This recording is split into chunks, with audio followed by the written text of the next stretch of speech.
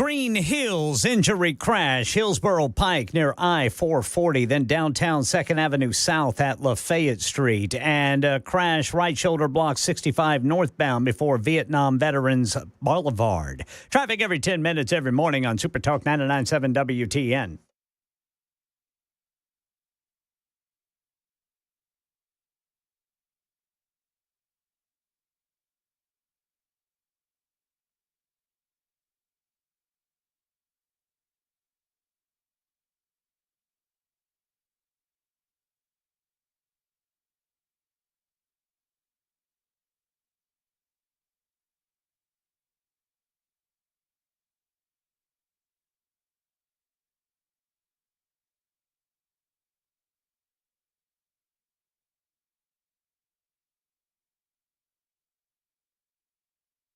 Hello, kids. It's 6 minutes after 3 o'clock. My name is Matt Murphy. I'm coming in hot. It's the Matt Murphy Radio Show on Super Talk 99.7 WTN. Today is Thursday, Jan 16.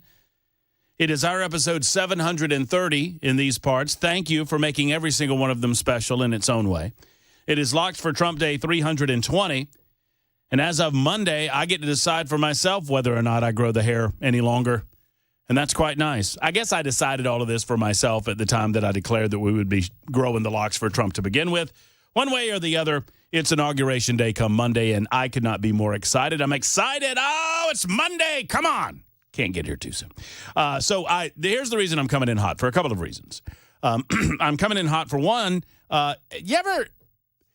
You ever find yourself in a situation where you get caught up in doing a certain thing and then you forget to go to the bathroom and then you have to do another thing and then you're stuck? Yes. Ever happened to you, Chris Webber? Yep, a few times. Yeah, that just happened to me. I was doing something and then I was handing out cookies and I was doing all that other stuff and then I'm talking to folks in the hallway and I knew that I had to go to the bathroom and I didn't go to the bathroom. And I don't know that any of you want to hear this, but this is what you get with the Matt Murphy Show. You get all of it, warts and all. So that's what I'm dealing with until 4:20 this afternoon. We are 3:20. We might. I might actually go to break on time. Well, maybe you should do that every day then. I was getting ready to say, Brother Murphy, I can do a 3-minute tease for you if you'd like. Oh, yes. And another accident, this one a little north of Tennessee. It's in southern Kentucky. Just keep going with the car wrecks. Yeah. If you're headed to Indianapolis. Might have some trouble. I'm glad you piped up. Ken Weaver's back there in the newsroom. He's gathering headlines, as he always does. There's Chris Webber, of course, making sure that everything that comes out of our speakers sounds as good as humanly possible. So I have a bone to pick with Webber. Uh-oh. I mean Weaver, not Webber, Weaver. The other W. What'd I do? It is a pet peeve of mine. Right. And I don't know why. It doesn't matter to me. I have fun with it. It's all good. All right. They come in threes, or it comes in threes deal. Yeah. Now, you relate it. All right, first off, David Lynch. Yep. You ever seen Blue Velvet? Oh, yes. It's weird. Yeah, Dennis Hopper, I think that's his finest performance. Mommy! Yeah. Yeah. Mm-hmm. Outside of Feck in River's Edge. Warm beer. Yeah. I don't want that. I want past. Did Dennis Hopper do anything better? He was okay in Apocalypse Now. He was Baba Lugot in Cool Hand Luke. Oh, he was good in Cool Hand Luke, but that was a relatively small part. And it wasn't weird. It wasn't David Lynch weird. David Lynch was weird, man. He did weird stuff. I heard someone earlier today, no names, Chad Benson and Bel K, ask if Twin Peaks was the restaurant. I think that's right. No, maybe it wasn't Chad. Maybe I was listening to something else. Was that the restaurant? No, it wasn't the restaurant. It's a television show that apparently everybody loved, and I never saw. Did y'all see this? Oh, yeah. I didn't watch it. I didn't either. Yeah.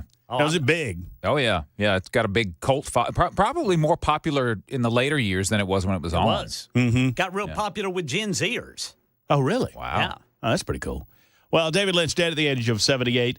I would have lost a lot of money betting that Bob Uecker was already dead. No offense to the Uecker family. I thought he was, too. If anyone in the Uecker family is listening, I mean no disrespect to your lost loved one. No, sir. But I would have lost every dime in my bank account betting you that he was dead. Yeah. But he is now. So at the age of 90, we all got it coming, kid. And then this is where I take exception. One, the whole I used to have arguments with a good friend of mine back in Birmingham about this all the time. The whole, it comes in threes. Oh, there's another one. There's another one. Well, tell me what the categories are and tell me what the time frame is. It just comes in threes. It just comes in threes. Yeah. People die in threes. Because the third one was the Moonshiner guy, Moonshiner right? fella, Kenny Law. And I don't think that guy counts. That's what I was going to say. He's on the bubble. I mean, he was on TV, but not really a celebrity, was he? No, I couldn't pick him out of a lineup. Yeah, me either. So you're saying that third spot still could be available? I like Weaver's like, fellas, it made a good angle on the story, though, didn't it? Hey, well, I got to play, what's that song? Rattlesnake Road or Copperhead Road? Copperhead Road. Yeah. Although that's not about moonshine. That's about something else later on. Oh. Well, then. Little heeing and sheeing? Yeah. Okay. Crazy weeds growing out behind my shack. I got it. What I Mr. see. Bocephus said in a song. So I don't think he counts. Secondarily, they die in threes thing. For years I've begged people to tell me, well, what are the time parameters? When does the cycle start and when does it stop? Yeah. Yeah. That's all I'm asking. Well, we've got 2 today, right? Nope, got 3.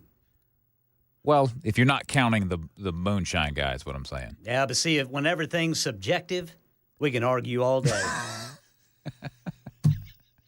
Weaver. There are certain hills Weaver's going to die on, and the Moonshiner guy is maybe one of them. I don't know. I hope you're not number 3 today. I hope you get through the entire show unfettered with any of that. We've got a lot to get to today on the Matt Murphy Show until 7 o'clock when we hand off to Mark Levin, and I appreciate all of you being here and spending some time with us. Listen, I fear that the debate and the discussion, this is where we'll start the show. I've got Israel-Hamas stuff to get into. Big Mike has decided. Look, Michelle Obama's not a dude, and if you think Michelle Obama is a dude, you need to go check yourself. I know that the memes are fun, but the memes are still funny. And for some reason, calling Michelle Obama Big Mike is very funny to me. So I do it despite the fact that if you fall into this nonsense, then I don't know what to say for you, one way or the other. Big Mike is big mad. And Big Mike has decided not to go to the inauguration events as a result. Big Mike did not go to Jimmy Carter's funeral. And it's my understanding that in both cases, the reason for that was because Michelle Obama has no class. And Michelle Obama cannot stand to be in the same room with Donald Trump. Not so much with Jill Biden. You know, Jill Biden has now said, she talked about, there was an event, I guess in France, the reopening of Notre Dame Cathedral, and there were several memes that popped out of this event where Donald Trump and Jill Biden were seen smiling at one another. She was looking lovingly at him. Donald Trump actually put up an advertisement for his cologne the day after this happened. You know, it was like, you know, you want to smell like this guy. You know, if you smell like I do, then you'll get people like Jill Biden looking at you like they look at.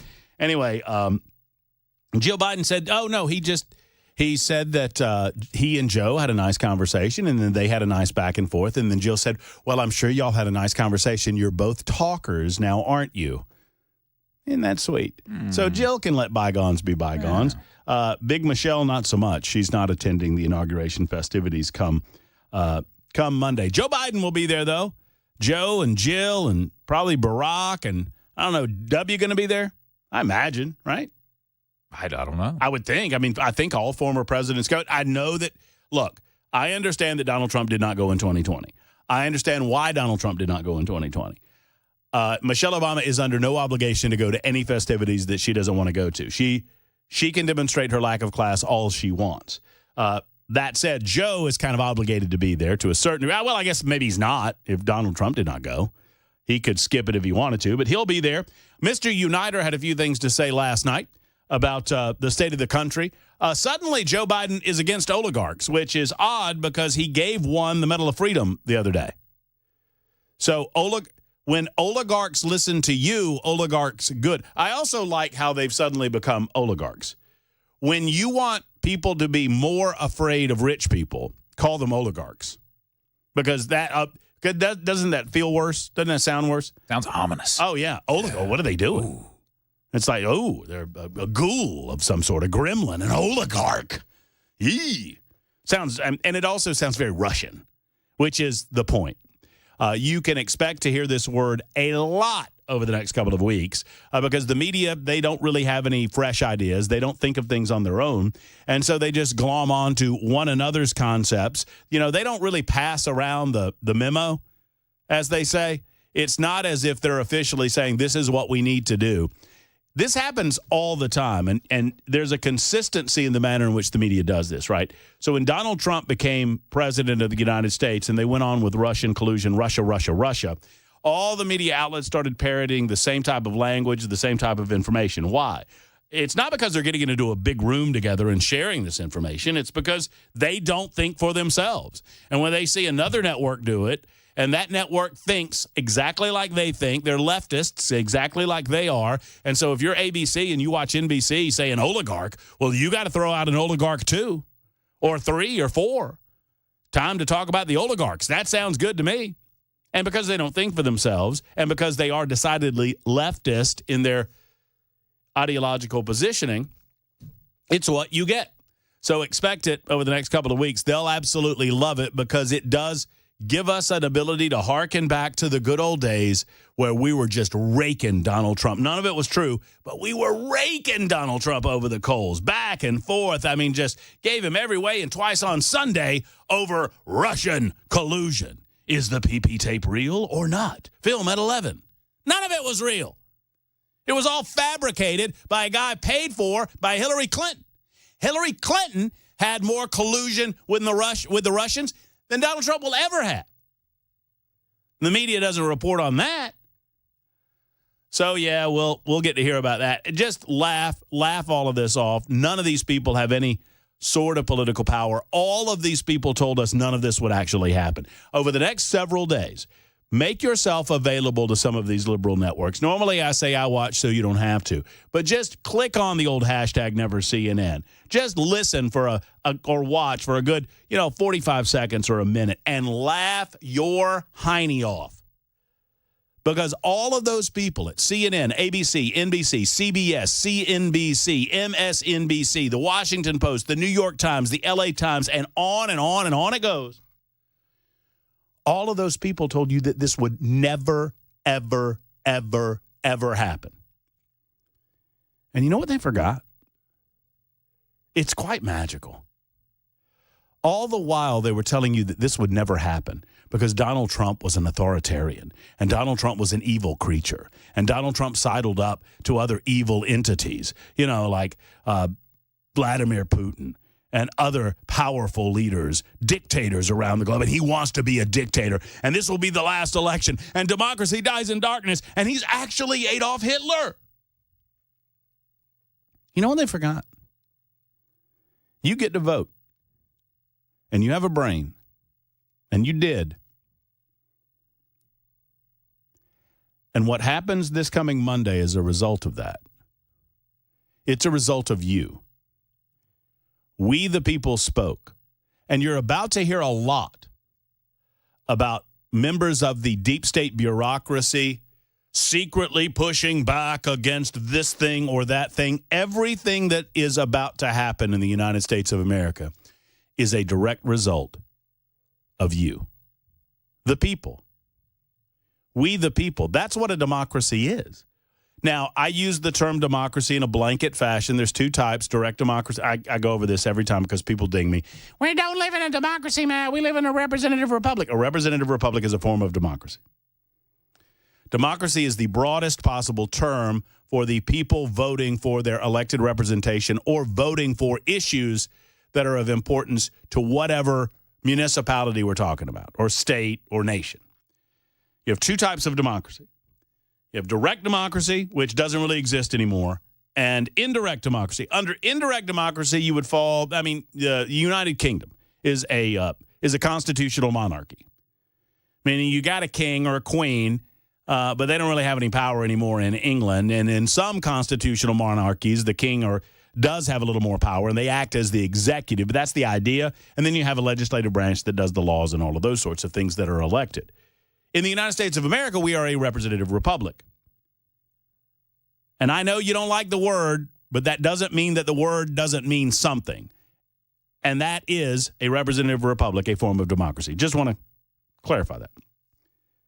all of that to say, all of these media networks that are clamoring to ding the Trump administration and elevate some of these haters in the deep state bureaucracy, these are the same people that were telling us that democracy dies in darkness and the votes matter and every vote should count. And where are they now? They run and hide because they didn't get their way. Very similar to the fashion that Joe Biden was changing his tune on oligarchs because Joe Biden didn't get his way. Joe Biden loved the oligarchs when they were doing what he wanted them to do. Joe Biden loved Mark Zuckerberg, who I suppose is an oligarch now. When Mark Zuckerberg was, pee-pee in his pants when the White House called and told him to take some posts down that they didn't like. I mean, they loved the X machine when, Jack Dorsey was in charge of it. And he was pee-peeing in a corner as well because the White House called and they didn't like the way that the Twitter was acting. Oh, they loved him. What happened?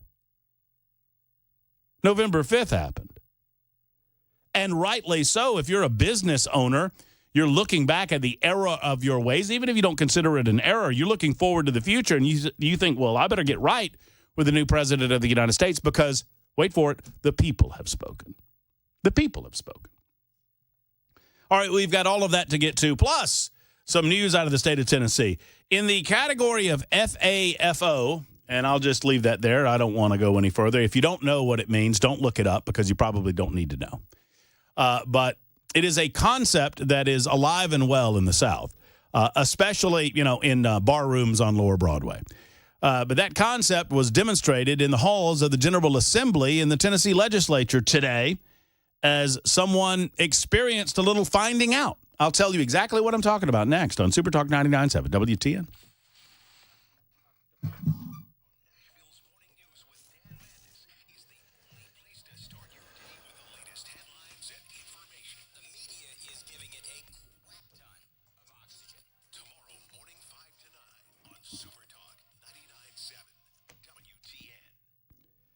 Hello, friends. It's Matt Murphy for the Dr. Poss and Dr. Brian McLaughlin Sleep Apnea and TMJ Solution Center.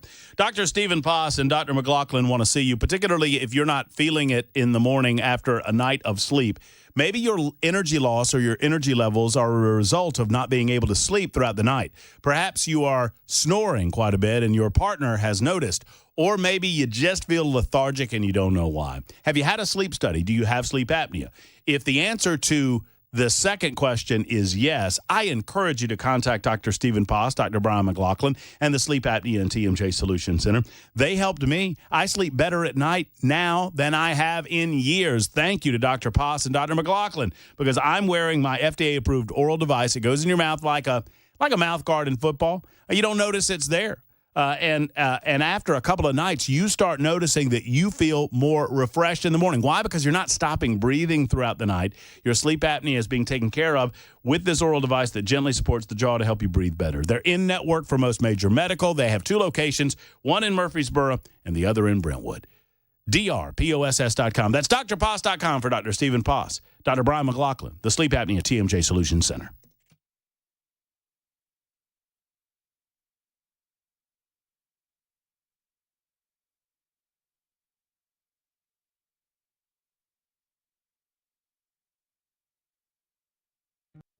Hey, what's up, guys? It's Matt Murphy in the middle of downtown Franklin, Tennessee. We've talked so much about Savory Spice. I thought, why not show you the place? So let's go on in and see what's popping at Savory Spice. As I've always said, you will smell the spices even before you walk in. I can smell them right here in the doorway. Come on in and let's introduce you to the one and only Holly, who is the owner and proprietor of Savory Spice. Say hey, Holly. Hello, everyone. Now, enough about Holly. Let's talk about spicy and easy products like the incredible taco soup, which, as I said, you put this in a crock pot, you put all the ingredients that it tells you to buy right there, you put the spices in, and it's so easy. So if you don't know what you're doing around the kitchen, it's a perfect way to find your way around the kitchen, as is the Mediterranean dill risotto. Now, for the holidays, pumpkin pie spice. What doesn't it have, Holly? Pumpkin. Doesn't have any pumpkin in it. That's a fun fact for all of you kids out there. Now, if you stop by Savory Spice, either in the Franklin location or at L&L Market, you can get yourself a sample of the dill dip, which is my absolute favorite. Just tell them Matt Murphy sent you to Savory Spice with purchase now. So come by Franklin or L&L Market in Nashville and come see Holly and the entire crew at Savory Spice.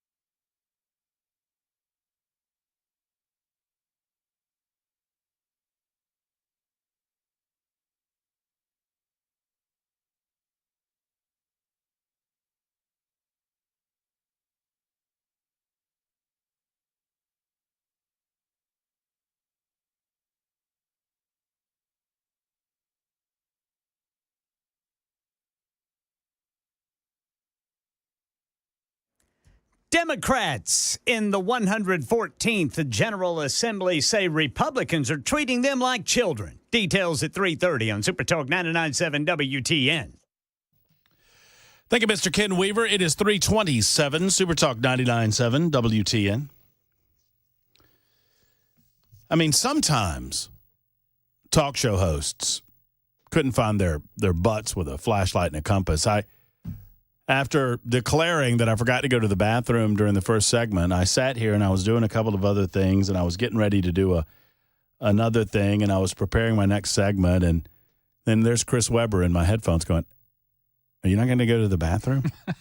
Oh, yeah. I gave you a chance. I sat there and I thought, well, okay, maybe he's going now. Maybe he's no, he's not going yet. So I thought, well, I should probably remind you. Thank you.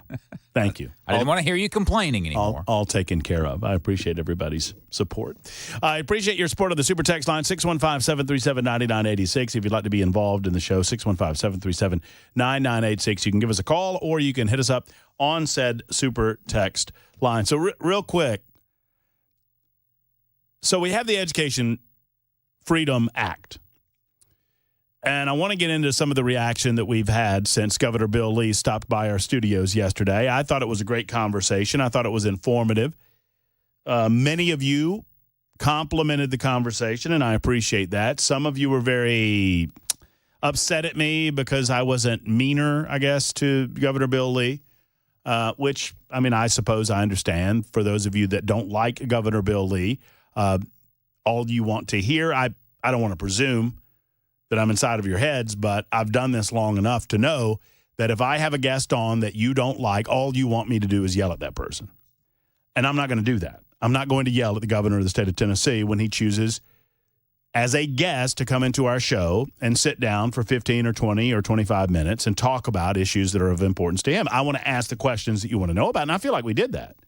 I think we got a lot, not all of it, but a lot out there on the table.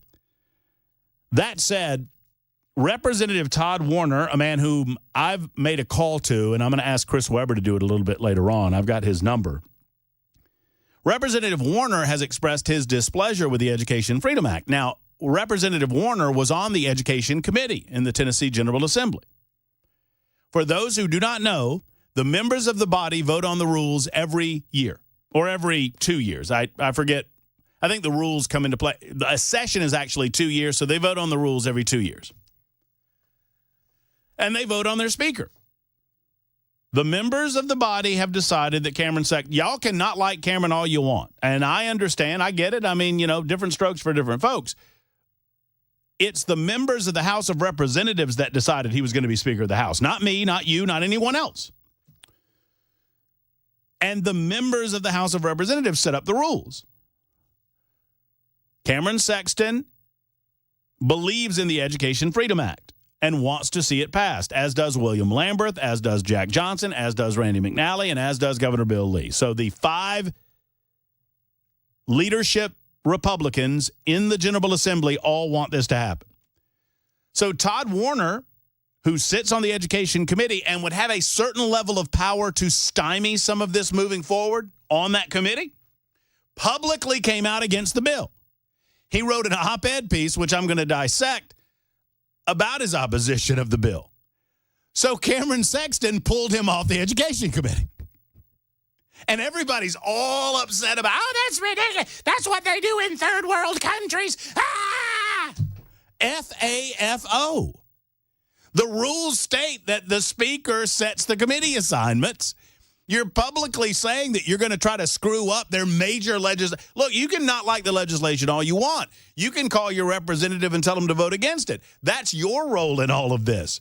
But I think this is hilarious because of the freak out that has ensued now that Cameron actually grew a pair and did something about some of these guys that are holding up legislation that he wants. Now, I've invited anybody and everybody on this radio show if you're against it. If you're against this legislation and you want to call me up, I'll give you free reign because I'm interested in different perspectives on this. But not right now because Ken Weavers needs to do the news, and he's doing it right now on Super Talk 99.7 WTN.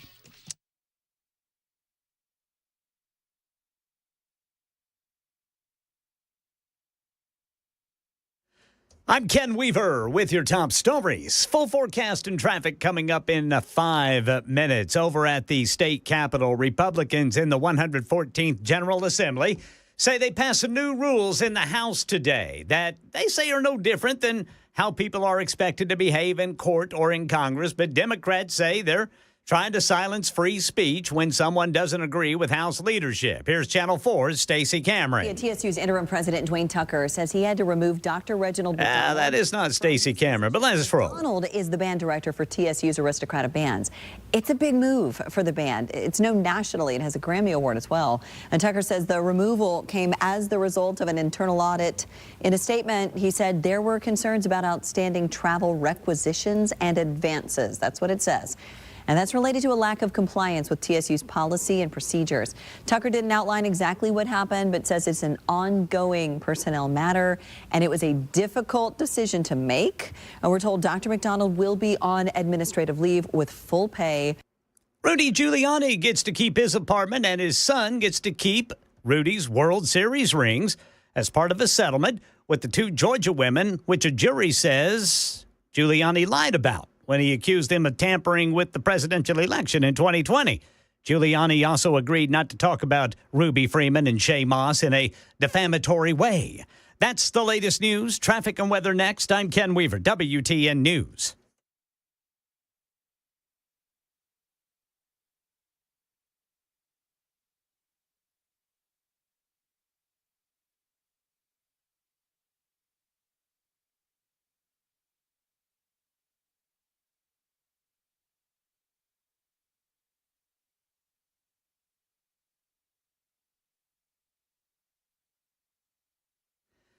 Well, we were following some crashes earlier, one near Hillsborough Pike near I-440. Looks like we've had a few more pop up. Nolensville Pike at Old Hickory Boulevard. Shelby Avenue at 2nd Street. That's going to be over there near the East Loop. And then in Donaldson, Stewart's Ferry Pike at I-40. Traffic every 10 minutes every morning on Super Talk 99.7 WTN.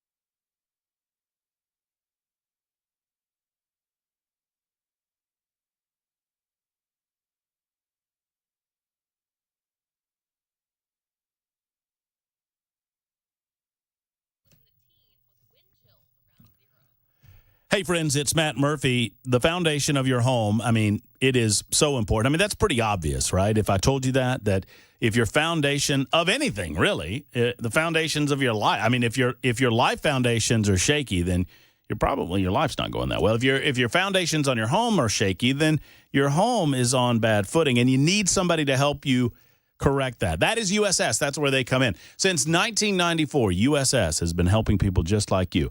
Almost 30,000 satisfied residential customers in that length of time. And you know what they don't do? And I hate it when people start off telling me not what people do, but what they don't do. But here's the deal. They don't upsell you on anything. They don't want to do that. They don't need to do that. They simply want to be problem solvers. If you call them, there's a reason you're calling them. You've noticed windows sticking, doors sticking. You've noticed a musty smell in your basement. There are a lot of different reasons why you would call USS. You can find out more at USSTN.com. But when you do, they're going to come out and they're going to figure out what's going on, and they're going to tell you exactly what's going on and what it will take to fix it. And I love it. Let's get with USS. If you have any issue with your foundation, your waterproofing, or your concrete leveling, it's time to call USS today. USSTN.com. That's USSTN.com. Or call 615-488-7855, 488-7855 for USS.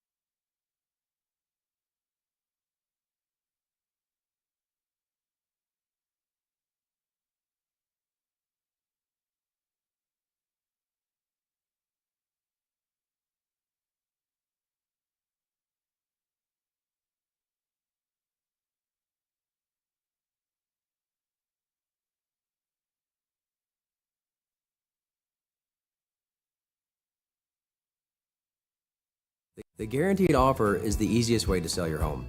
It's really simple. We bring you an all-cash offer. You close in as little as 21 days. No home inspections, no lock boxes, no open houses. Go to markspain.com to get a guaranteed offer and start packing.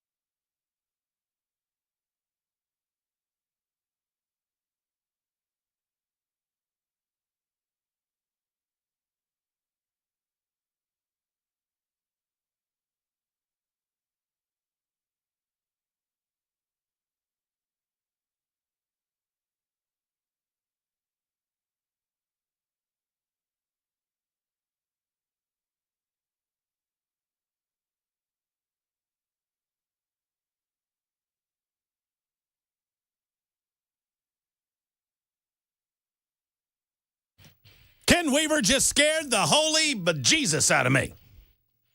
I'm sitting here with my headphones on. I hope you got that on camera. I bet you didn't. I got the end of it, yeah. Did you? Where are you? Ah. I'm texting someone. Thanks a lot, Weaver. Good thing I just went to the bathroom. I was pulling a Bob on you from Twin Peaks. Oh, man. Coming up on me. Yeah. Getting all aggressive. Getting in my face. Yeah. Anything I can help you with, Mr. Weaver? No. No? Okay. All right, good. You just were saying hey. I had my headphones on, and Ken Weaver saw the opportunity, and he came in, he popped his head in, and I looked up. Well, I was going to give you a quote from Frank Booth in David Lynch's Blue Velvet. Mm-hmm. Can you do it on air? Yeah. Okay. Ooh, you ready? Okay. It's dark now. That's it. Yeah. I got to go back. Blue Velvet starts with the ear, right? Yeah. Okay, yeah, okay. I'm trying to make sure that I am remembering the right film.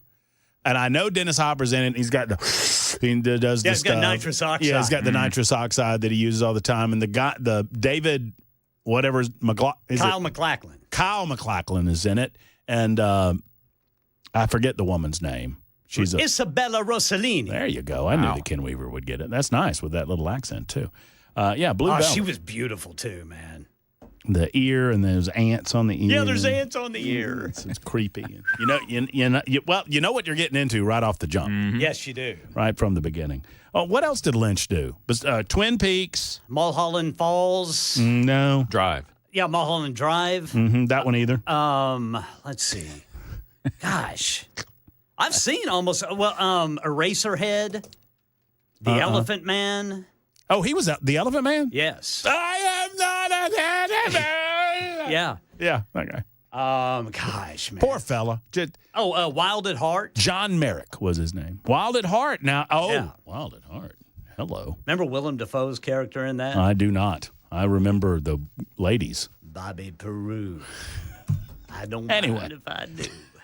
Yeah, it's sad. David Lynch was a longtime smoker. Y'all stop smoking. Just stop it. Just stop it, Just man. stop it. I'm telling you, dude, you got to stop it. Just stop. You don't smoke. I'm telling you, this works. You don't smoke. And you can't just keep chewing gum. No. You got to stop. You don't smoke. And when you're jonesing for one and you're a week in and you feel like you've done good, but, oh, man, you want that cigarette so bad, just look yourself in the mirror and say, but I don't smoke. Why would a non-smoker smoke? That's stupid. Anyway, David Lynch, for those that don't know, was a longtime smoker. He got emphysema, and he announced like a couple of years ago that he could no longer leave his house. Yeah, couldn't even leave the house. That's tough. Yeah. That's tough. So, that's going on. David Lynch dead at the age of 78, and Bob Uecker dead at the age of 90. And just to demonstrate that Ken Weaver's they die in threes thing isn't working, I can't remember the other fella. That's Kenny Law. Oh, He's Kenny a Law. moonshiner. Oh yeah. Oh yeah. How could I forget? How can I forget Kenny Seen Law? all this stuff, right? I mean, yeah. I mean, Yeah, it gave me a yeah, chance it to was play in that song "Rattlesnake Road." he was in. He was in. He was in that Moonshiners, and then he was. Yeah. So there you go. That pretty much covers it. That pretty much covers that. Hey, I've got to go to Jamie, and I hope Jamie wants to argue or yell at me about Todd Warner. So let's go to Jamie in Chapel Hill. Maybe he does, maybe he does not. Either way, Jamie, good afternoon. What's up?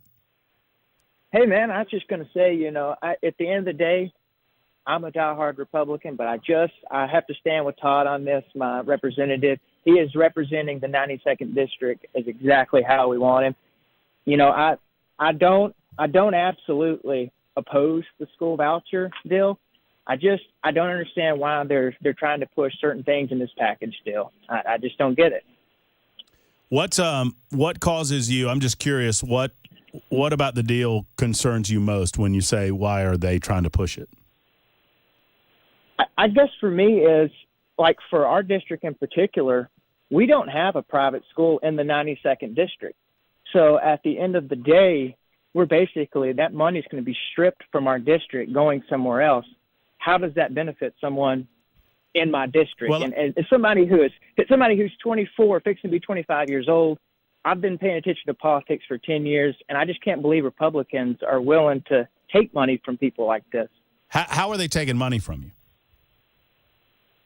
Basically, what we're saying is we're going to take that money from these public schools that we already have, and we're going to take those out and give them to someone to take to another school to help that school. I just don't get it. I mean, it's not fair to our public school system. Jamie, have you read the bill? I've read bits and pieces of it. I haven't actually sat down and read the entire bill. And I'm not trying to be, confrontational when I'm asking these questions. Did you listen to the governor yesterday?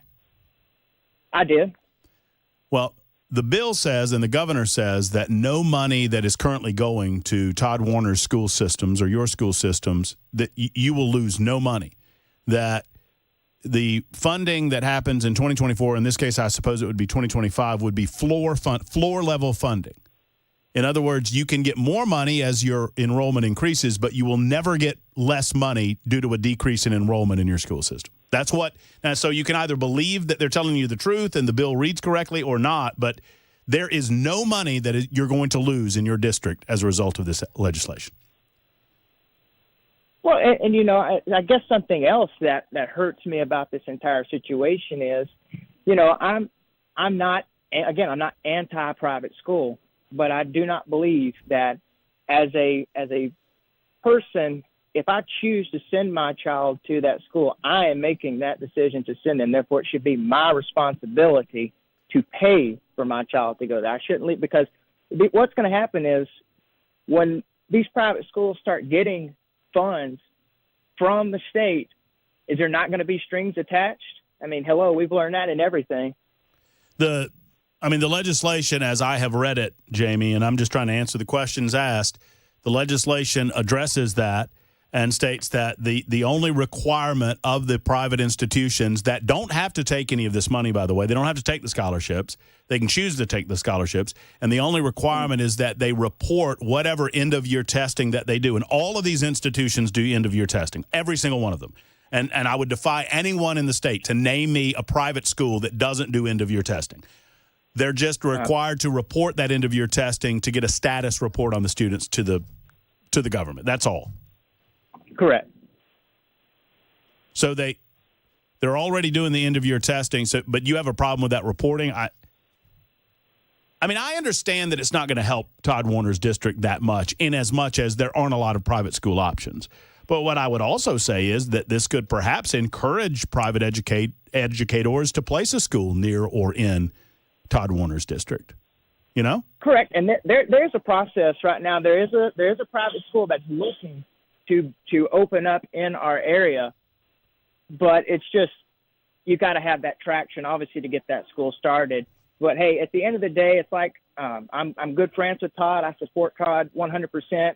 Todd has asked the people of the 92nd District, what do you want? And at the end of the day, His job is to represent us, and that's exactly what Todd's doing. So, Well, like that's I good. said, No, hey, that's good. At the end of the day, I know everybody likes to give Todd a hard time because of it, but at the end of the day, my back is always going to be right behind Todd Warner because he's doing what the people of his district want. That's why he keeps. No, it's getting fair, elected. and absolutely, and you guys elected him. So here's what I would just say, though, Jamie, is that I hope in representing you, he's not misrepresenting the bill to you, because you said two things about the bill during this conversation that just aren't true.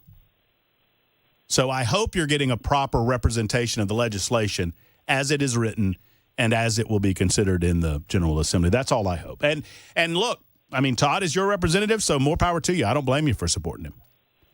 Yep. Hey, I appreciate you Yeah, man. guys. Keep Yeah. doing what you do. Listen every day. Thank you, brother. I appreciate you. Thanks a lot, Jamie.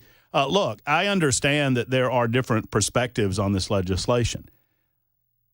But at the same time, there's a lot of misinformation, and frankly, a lot of that misinformation is coming from conservative circles. Now, is it true that it will not impact some of the rural communities like it will some of the more metropolitan? Yes, that's absolutely, of course it's true. If you live in an area where there aren't a lot of private school options, no amount of money in the world is going to give you the ability to go to private school, right? If they're 40 or 50 or 60 miles away. So I get that. I understand that. Speaking of Representative Warner, we've invited him on the show, and I will be as respectful to Todd as I was of Jamie in his position on this legislation. But in the op-ed piece that he wrote in the Tennessean today, he had a very odd reasoning behind why he was against this legislation. He said that we're going to get free money from the federal government. That was his position. So instead of doing for our own in the state of Tennessee, I thought we wanted to eliminate the Department of Education as an entity in Washington, D.C. No, but Todd says, oh, we can wait, and Donald Trump has promised us $5 billion in a federal tax credit program that would change the game. I would ask Todd, should he come on the show? And I'll ask you as an open-ended question, where does that $5 billion come from? How many billions of dollars did we overspend last year as a federal government? How many billions of dollars are we in debt as a federal government? I don't know how many billion 36 trillion is, but it's a lot. I guess it's 36,000 billion. We're $36,000 billion over budget in debt as a country. So I don't know that that's a conservative answer. That's not a very conservative position. Just my take. It's 3:50 on Super Talk 99.7 WTN.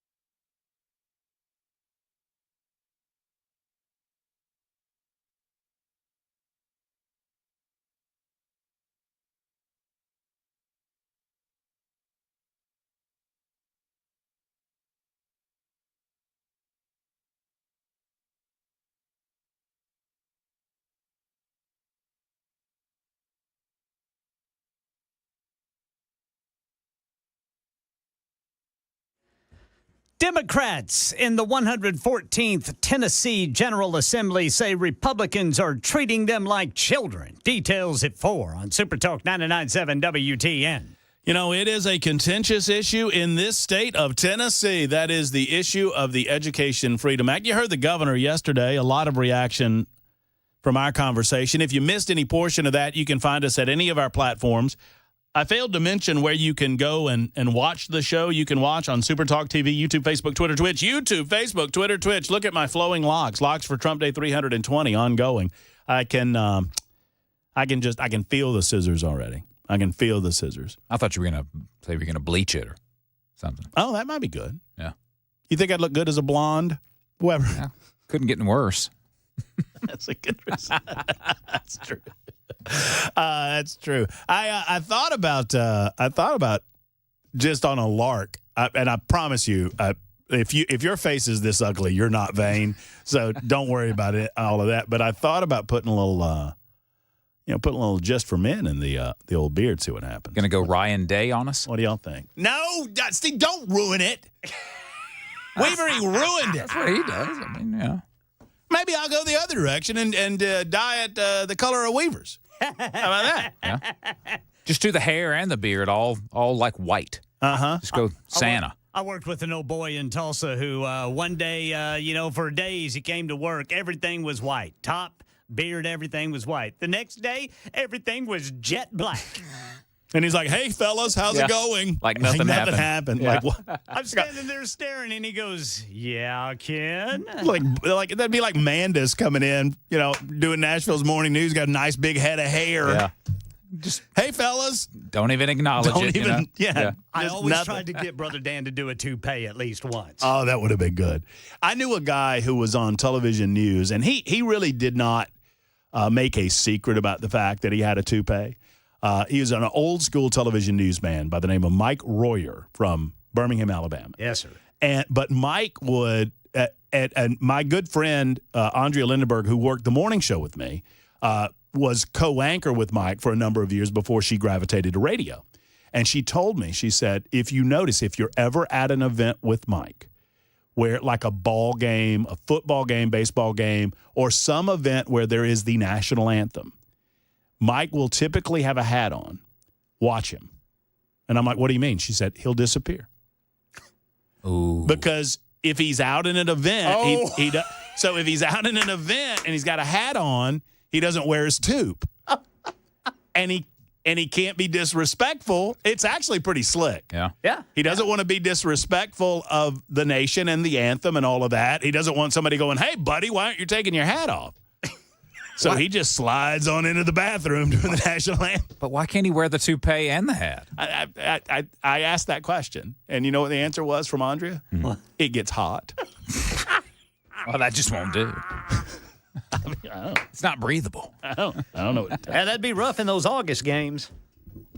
Yeah, that's true. I mean, it gets hot down there in Birmingham, Alabama. All right, Jim and Cindy and Billy and whomever's on line 5, y'all hang in there. We'll get back to you in a moment on Super Talk 99.7 WTN. Representative Scott Cepicky is going to stop by. We're going to challenge him on some of the Education Freedom Fund. Your calls as well. As we continue, it is Super Talk 99.7 WTN.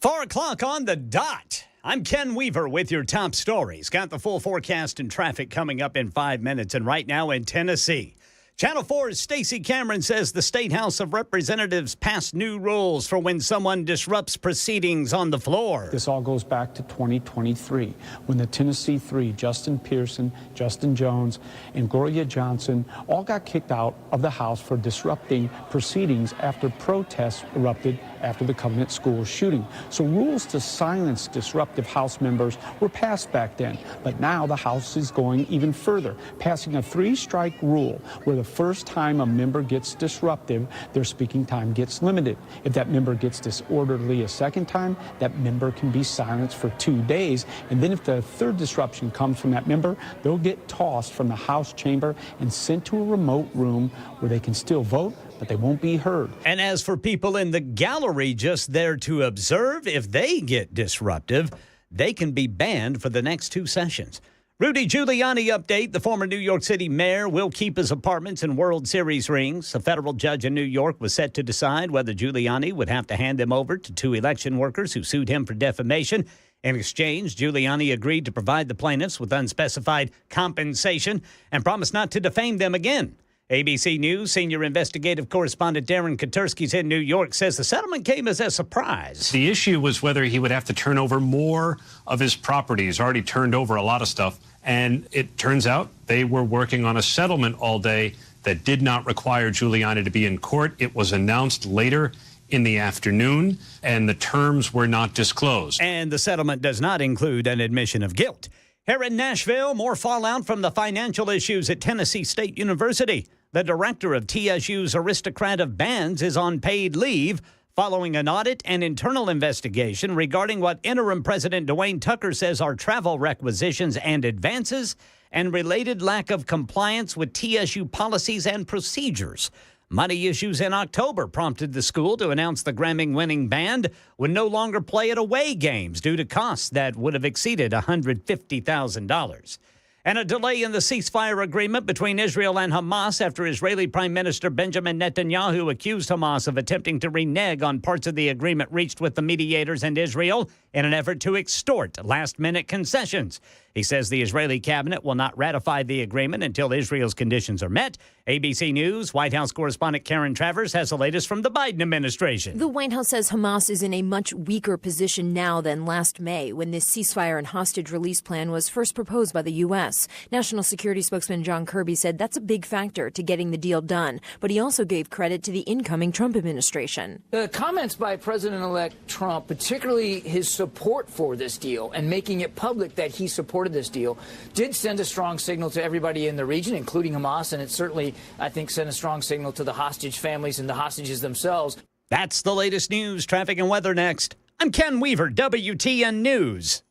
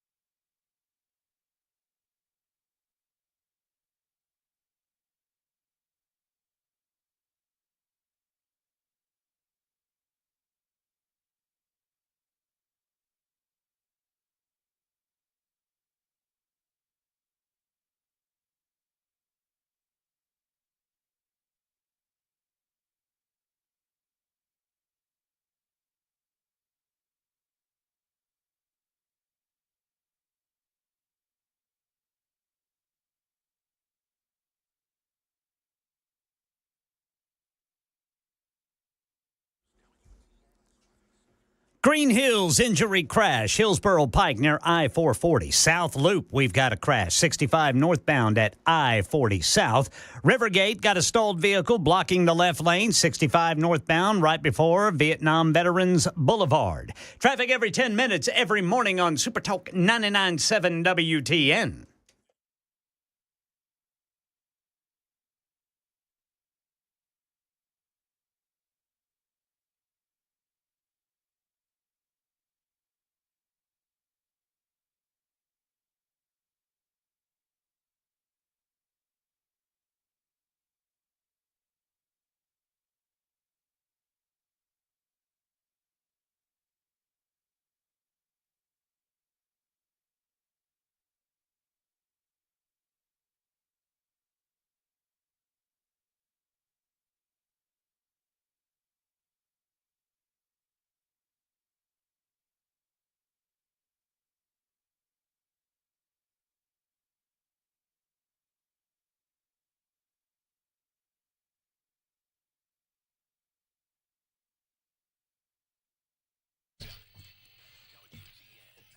Hello, kids. It is the Matt Murphy Radio Show, Super Talk 99.7 WTN. In a few moments, we will get into international affairs involving Hamas and the Israeli people. The Israelis have yet to vote. As of last hour, they had yet to vote on the ceasefire arrangement. Look, Hamas is not honoring anything, just so y'all know, and we'll get into that in the next hour of the show. We'll also talk about Joe Biden's swan song last night in the Oval Office at the Resolute desk, saying bye-bye. Mr. Uniter left by dividing the United States of America, explaining to us in a very subtle fashion how the next presidency is going to be a bunch of oligarchs or whatever. We'll get into that as well.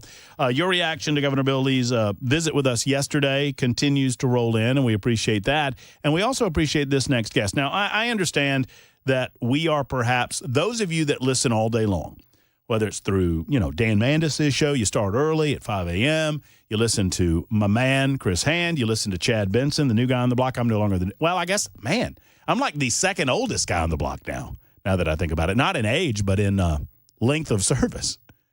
Crazy. Man. Yeah. How long have you been here, Weber? 11 years. 11 years? Yep.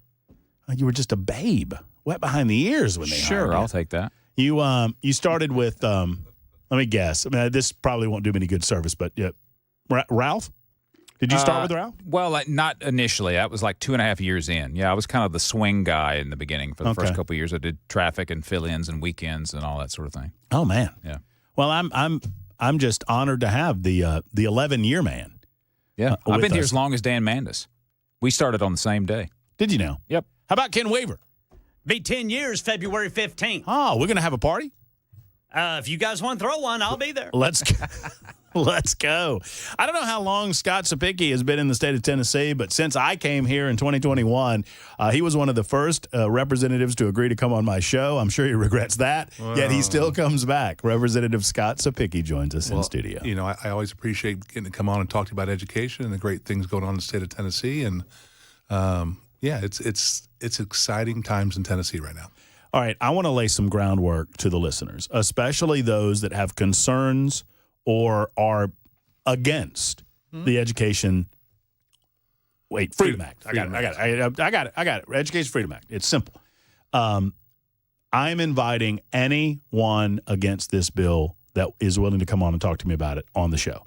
I have invited Representative Todd Warner. I just sent Chris Weber Todd's telephone number, and on this conversation, I'm going to ask Weber to call him again and ask him if he wants to come on and join in. I have a number of other people, reporters, quote unquote, that are against it. Anybody that's against this that wants to express their disagreement on any level, I'm willing to have you, because I want a fair conversation about the legislation. All of that to say, obviously, you are one of the champions of this concept and of the legislation in the House of Representatives. And so you're clearly in favor of this. Oh, 100%. 100%. It's going to transform education in the state of Tennessee. A little bit of backstory. We've had school choice since the creation of the Hope Scholarship.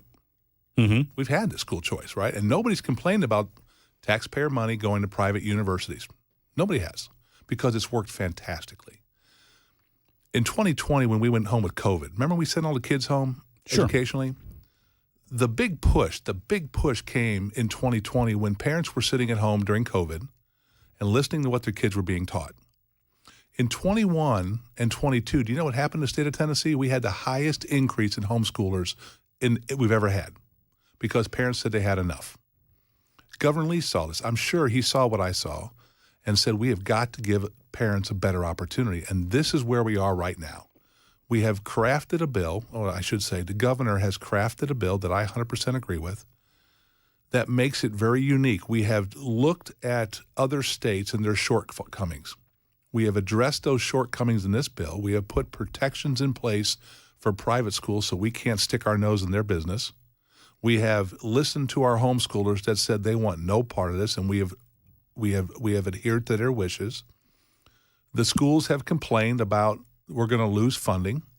We have addressed that. We put a floor in there. Yeah, and for those who missed the governor's comments on this yesterday, and Scott, I'll let you elaborate on it, that current level funding, let's say it's 2025 funding. I don't know if it's 2024, 2025.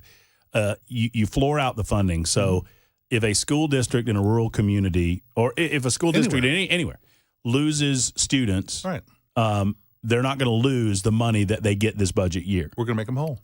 And then I suppose the idea is they can take that money with reduced class sizes and then use that money in a manner that the district deems will best educate the kids. Let the local districts decide how to move that money around. Governor Lee has crafted a bill that puts zero risk to the public schools, which is incredible. I can't believe it's been able to be done. But it's because of the fiscal way we run Tennessee. We run surpluses.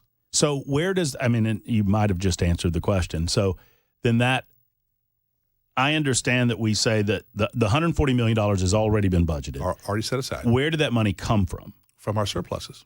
So it came from the additional money collected in the state of Tennessee, not spent by the state of Tennessee. Because of the growth we have in Tennessee, people spending more money, and we have more tax revenue. We have more revenue every year. Because one of the complaints that I'm hearing from those that don't like the legislation is, well, you're using taxpayer money. And my response has been, well, all of it's taxpayer money. Everything is. Every dime that we collect comes from the taxpayers. We don't manufacture anything in Tennessee to sell as a government. Right. We unfortunately, we collect taxes, but we do it in a way that we are trying to be as fiscally responsible as we can so that when we have an opportunity to create a grant program or a benefit that I can show you on the upside with private school ACT scores, the way those kids perform in colleges or TCATs, that this is a great investment of our taxpayer money because and I showed you this document last year. Remember this document? I showed you that in 2014, in the state of Tennessee, we spent $3.7 billion on public education. In the 24 budget we just passed, it's now 7.1. Say those numbers again. So in 2014, the state's investment in public education was $3.7 billion. Okay.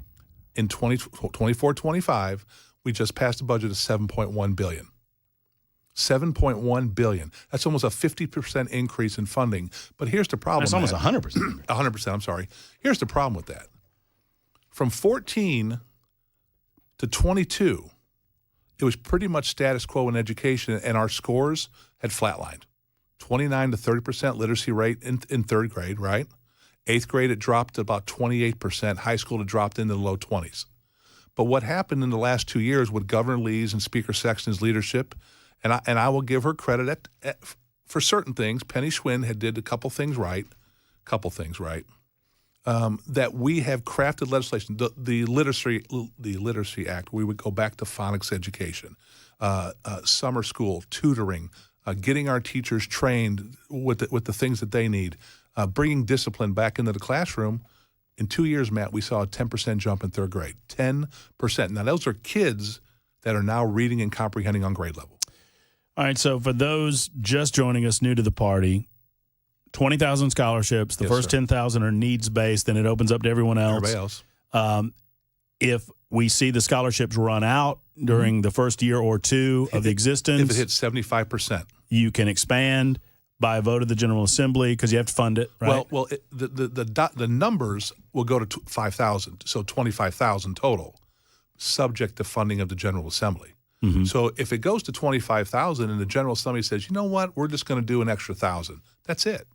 So the General Assembly keeps control of this so it doesn't spiral out of control like we've seen in Arizona. Is it a fair criticism or a fair observation to say that this will benefit more metropolitan communities than it will rural communities that have fewer private schools? Yes, that's a great question. So currently, most of our private schools are centered around our major metropolitan areas. And so somebody says, well, what's the benefit to a Waynesboro or a Perry County? And I'll tell you the benefit is when Iowa did this, in the last 10 years in the state of Iowa, now let's not compare Iowa to Tennessee, right? Just per capita of people. In 10 years, Iowa had investments of 36 full-fledged K-12 private schools. 36.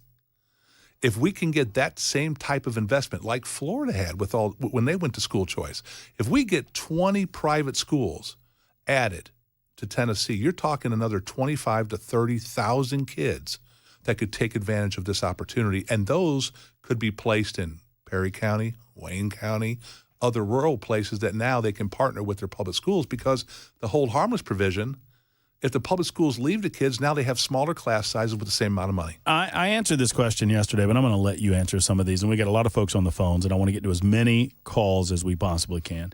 So Todd writes in on the super text line, 615-737-9986. It's not, maybe it is. I don't know. It says Todd, he calls him, his nickname's Ice-T. So does Todd Warner call himself Ice-T? I don't think so. No. I got to call out to Todd. I mean, I would love to talk to Todd about his op-ed. I would love to talk to him about his removal from education. That was a decision made by the speaker, right? Does the speaker carry those? I mean, that's his responsibility to create committee assignments. I serve at the pleasure of the speaker. You're on the education committee. I am, yes, sir. Do you believe that was, well, I know what you're Don't ask me that question. Well, because you're going to say, I don't know, you'll have to ask the speaker, That's right? correct. Right. So, okay. So I won't ask the question. Well, I'll ask you this question. Sadly, I rarely get to listen long enough to get an answer for my question. So here you go, Todd. I hope you're still listening. What safeguards are in place to stop private schools from raising tuition, much like colleges did after the Hope Scholarships? Well, one of the things that we do is we always empower, it's called the Office of Research of Educational Analysis, OREA, not Oreo, but OREA. And what they do is they monitor this kind of stuff. Whenever we're taking taxpayer money and it's going to private places, the comptroller always comes in and makes sure that the money's being spent appropriately. One of the things that we have to do, and you'll hear us say it in the committee, is we set legislative intent through the words that we say in the committee. And one of the things you're going to hear us say is we have intent on this bill that our private schools will not price gouge, because there is price gouging things that go on in the state of Tennessee. We monitor that.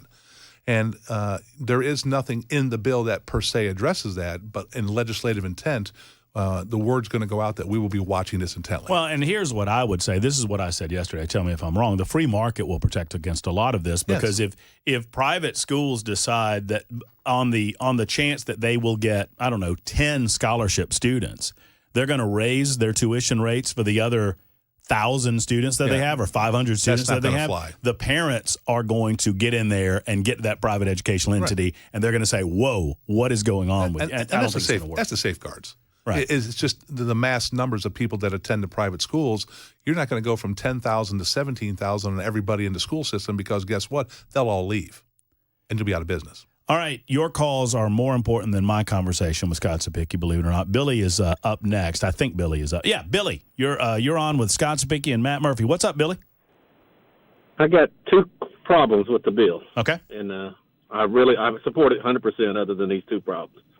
Is one, that you took out the homeschoolers. Mm-hmm. I don't care what the homeschool organizations have to say. What about the homeschool people that are not part of those organizations?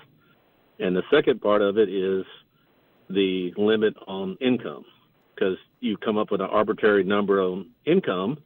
So I make $100,000 a year, but I take care of 10 kids and my 4 parents on both sides. I'm not very rich, right? But if I make $100,000 a year and I have 1 kid, I'd have to make decent money. So it should be for every student in the state of Tennessee, no matter income or where they want to go to school. Homeschool, private school, Christian school, or public school. Those are my two problems. Yeah, legit concern. 100%. Yeah, legit concerns, Billy. Let's let Scott answer these. So first question was the homeschool. I mean, and we've talked about this in the past, but so is it Billy, right? Billy. Billy, to answer your question is, it's hard to have individual conversations with 7 million people in Tennessee to try to take their temperature. And so what we do is we rely on these big organizations that represent hundreds and hundreds of homeschoolers across the state. And on the way in here today, I got 2 phone calls from homeschool families saying, do not put us in this legislation because we're scared that the government's going to come in and tell us how to educate our kids. And so I have to respect that, Billy. And you are probably somebody that would love to have the 7,000, but I have to respect the wishes of the mass in this to make sure that they're being represented correctly. The other one was, the second question was? Oh gosh. I've lost it, Billy. It was about the income. Oh, yeah. $100,000, 10 kids versus 1 kid. Yes. In the first year, Billy, it's not really 100,000. A family of 4 is 170,000. So the income limitation on the first year is 170,000. So if you make less than 170,000, you go to the front of the line for those first 10,000 spots. Mm-hmm. Now, after that, it's wide open. In year 2, it's wide open unless they get more applications than available spots.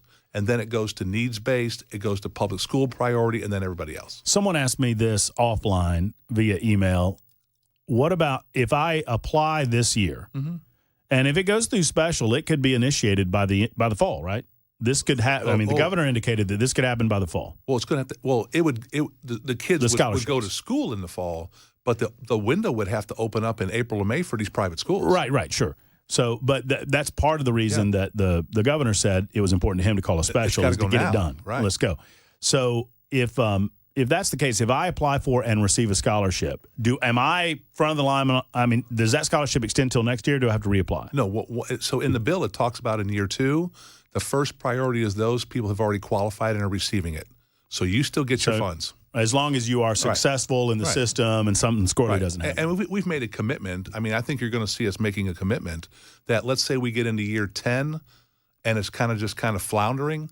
I think you'll still see a commitment to let those kids finish where they are. We just won't enroll anybody new if it starts to flounder. 22 after the hour, many of you with questions. Scott Sapicki's here with answers. It's Super Talk 99.7 WTN and the Matt Murphy Show.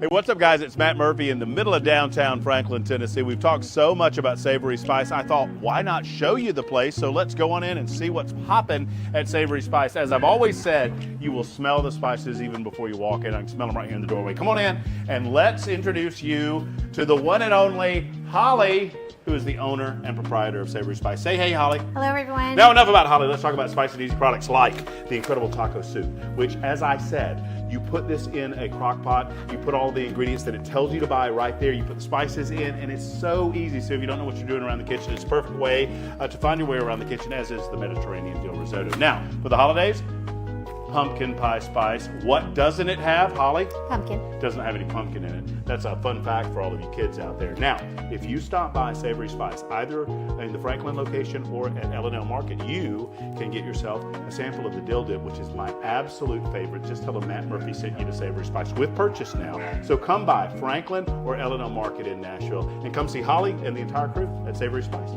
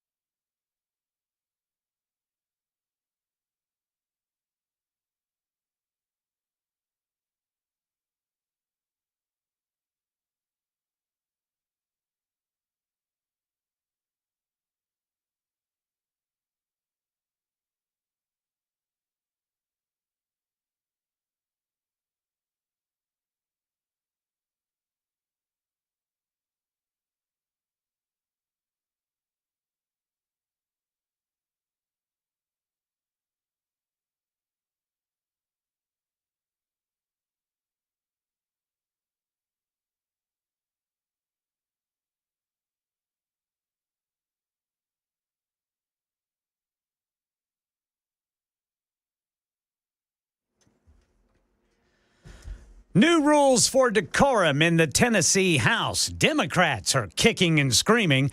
The American Cancer Society has just released its annual report. All this and more coming up at 4:30 on Super Talk 99.7 WTN. Thank you much, Mr. Ken Weaver. You know, somebody told me, Ken Weaver, that you remind them vaguely of Burl Ives. And I... Silver bells. Silver bells. And I sat here and I thought to myself, are they complimenting Ken Weaver?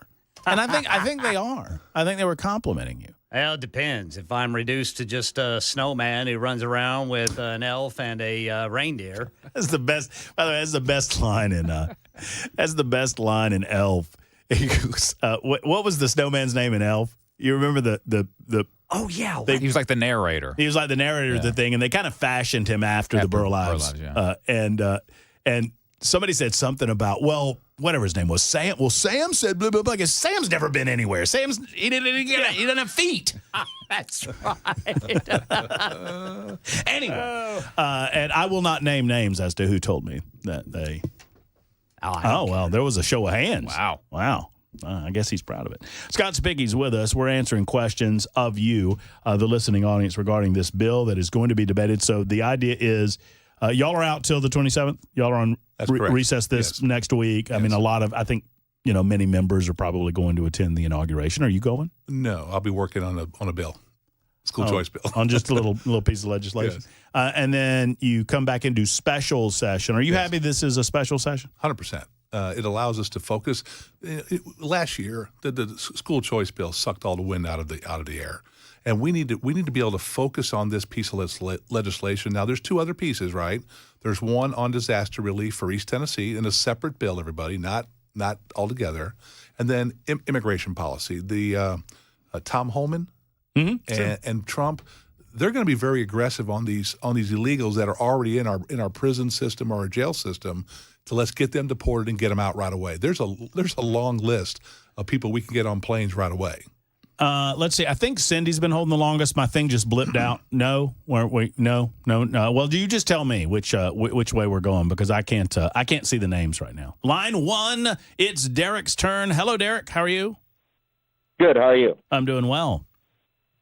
I'm not going to say that I'm against it, but coming from a background where I have done public school, I've done private school, and I've done homeschooling, I know that you kind of touched on this a little bit, but my concern is the rural areas. I come from West Tennessee, back around Weakley County, Carroll County, Henry County, places like that, where, they're not like up here in where I'm at now in Columbia or Spring Hill and areas where you got 5 or 6 elementary schools to choose from, or 5 or 6 high schools to choose from, those rural areas. And I know you said that, maybe private schools would, when we start this, maybe private schools would decide to move into those areas and stuff. But, I mean, if we're honestly talking about stuff moving into the areas to offer more kids more choices, I mean, you're talking another, according to the gentleman there on the show with you, I mean, we're looking at another 10 years, so you're looking at families that are just now having kids, basically,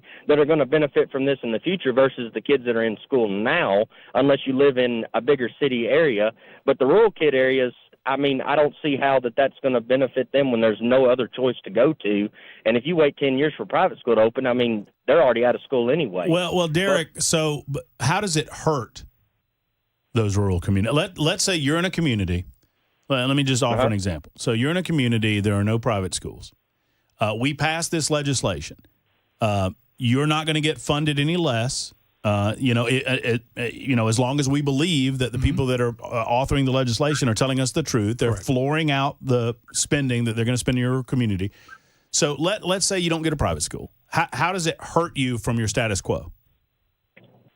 Well, so we went through, I've got 2 kids myself. We went through the COVID time or whatever, and our kids were sent home too. And we have a little girl. We had to sign her up for special classes and stuff because when she started, when COVID hit, it was kindergarten. By the time they just kept passing her along. By the time she made it 3rd grade, she still couldn't read. Right. I mean, what I'm saying is, I guess what I'm trying to get at is the rural area, yeah, you're not taking anything from those schools, but what are you giving to those kids to better their education to where maybe their test scores can come up? What are we offering those rural areas that so the kids can't go somewhere else and have another choice?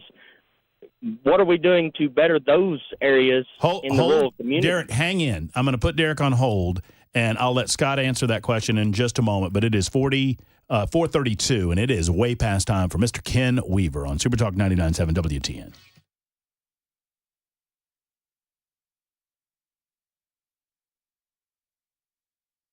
I'm Ken Weaver with your top stories. Got the full forecast and traffic coming up in 5 minutes.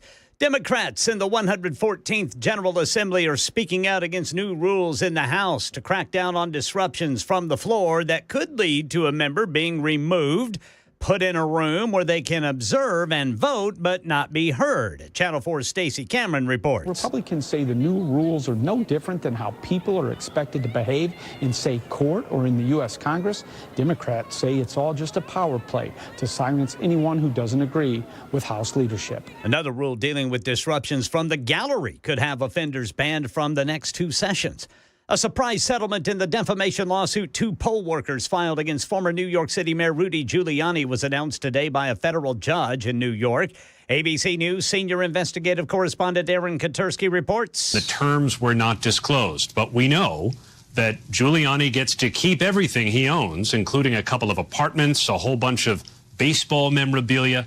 In exchange, he agreed never to defame Ruby Freeman or Shay Moss again and to pay them some undisclosed amount of compensation. The American Cancer Society has released its annual report. Among its findings were higher rates among women and younger adults for certain types of cancer. Here's American Cancer Society Chief Scientific Officer Dr. William Dayhut. We see a 34% decrease in cancer mortality since the high water mark in 1991. That's over 4.5 million cancer deaths averted, largely due to decreased smoking, decreased tobacco use, early detection, and also some new drugs. We see much better outcomes in melanoma and some kind of lung cancers. And here in Nashville, ongoing money issues at Tennessee State University. Interim President Dwayne Tucker says director of the Aristocrat of Bands, Dr. Reginald McDonald, is on paid leave due to concerns over travel requisitions and advances and compliance with TSU policies and procedures. In October, the school announced the Grammy-winning band would no longer perform at away games due to costs exceeding $150,000. That's the latest news, traffic, and weather next. I'm Ken Weaver, WTN News.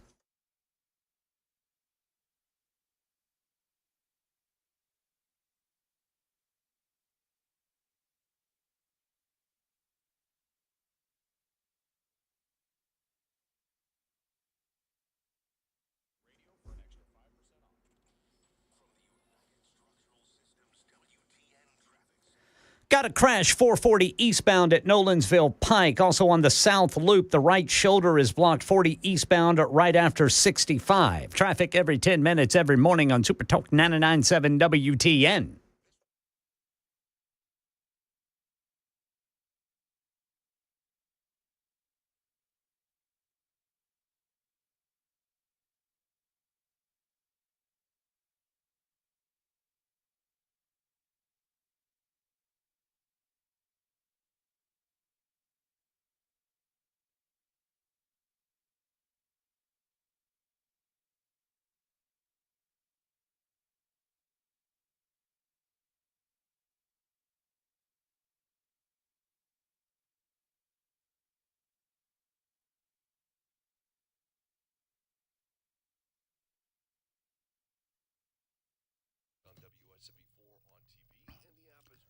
You know, this time of year, the temperatures go up. We get into the 50s. We're back down again. We're into the 20s. You're turning the heater on. Maybe you're turning it up. You're turning it down. You're doing a lot with your heater this time of year. If it is not operating as you think it should be, if you don't know, but you notice that you feel a chill in the house and you can't just identify it or you can't figure out what's going on with your heating system, why not call Jeff Eddy and Efficient Heating and Cooling? They are the They are the company that I trust in your home to do what is necessary to get that heater fixed, to make sure that it is running with top-notch efficiency and to get length out of that unit, meaning that you're going to spend less money overall because you're saving money not having to replace the unit. Now, when it comes time, it's time, and they can get you a very efficient, they're an Elite Pro partner with Rheem, so they can find you the right heating unit for you. Maybe you need a second opinion about whether it's time to replace or you can repair the unit. Jeff Eddy and Efficient Heating and Cooling, they're your company. Make them your go-to company the next time you need them, or call for a maintenance call at $125 capped. That means you'll never pay more at a residence for a maintenance call than that. Oftentimes, it's much less. Also, invoices remain the same, no overtime fees for nights or for weekends. 615-784-4424, 784-4424 for Efficient.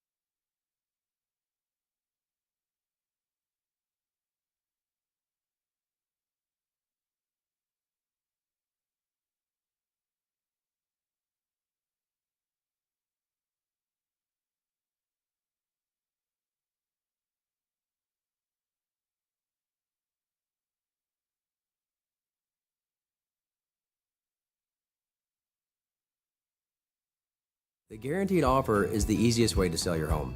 It's really simple. We bring you an all-cash offer. You close in as little as 21 days. No home inspections, no lock boxes, no open houses. Go to markspain.com to get a guaranteed offer and start packing.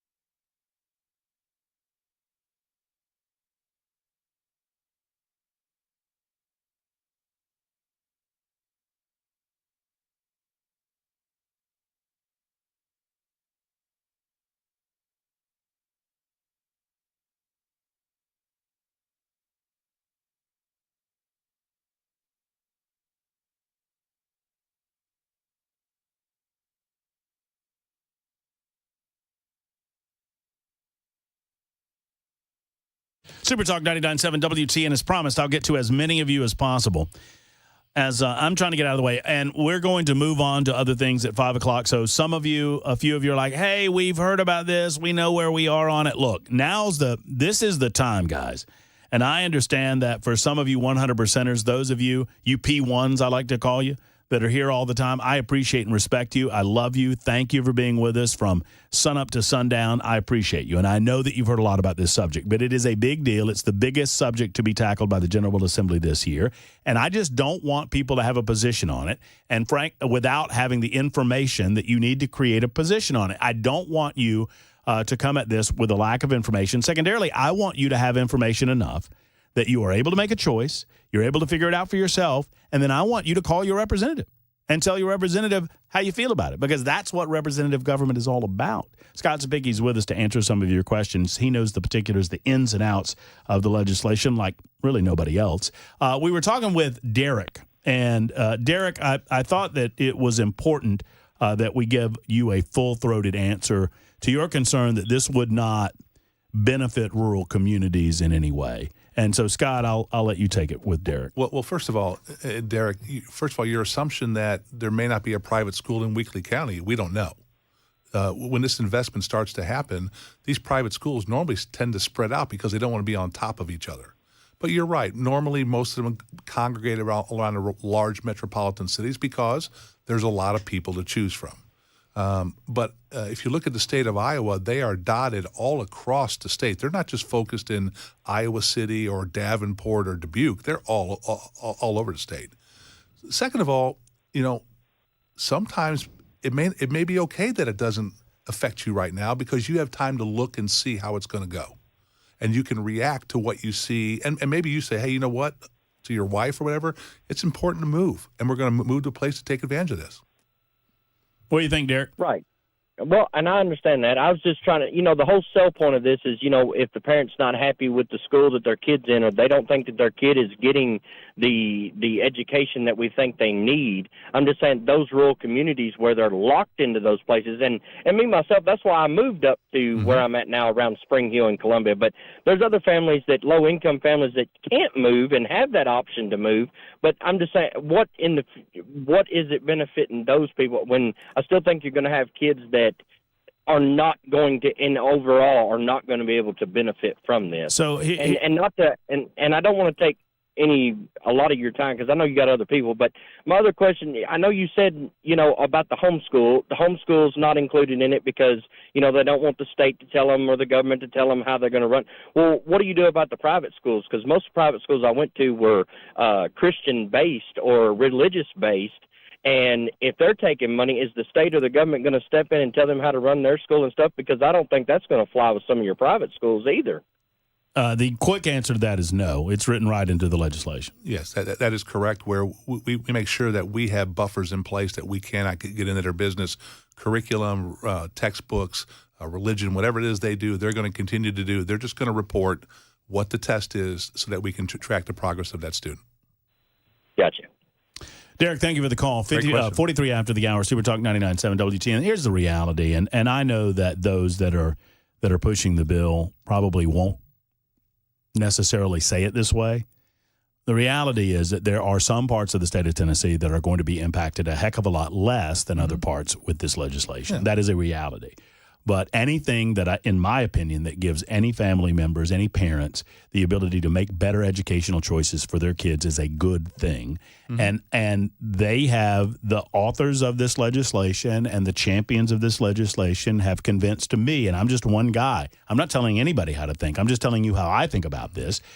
If you believe them, they have convinced me that they're not going to be funding any of these rural communities less as a result of doing this for some of the parents and the students that can benefit from it more. And that's correct. And if you look at the data, we have roughly 1 million students in the state of Tennessee.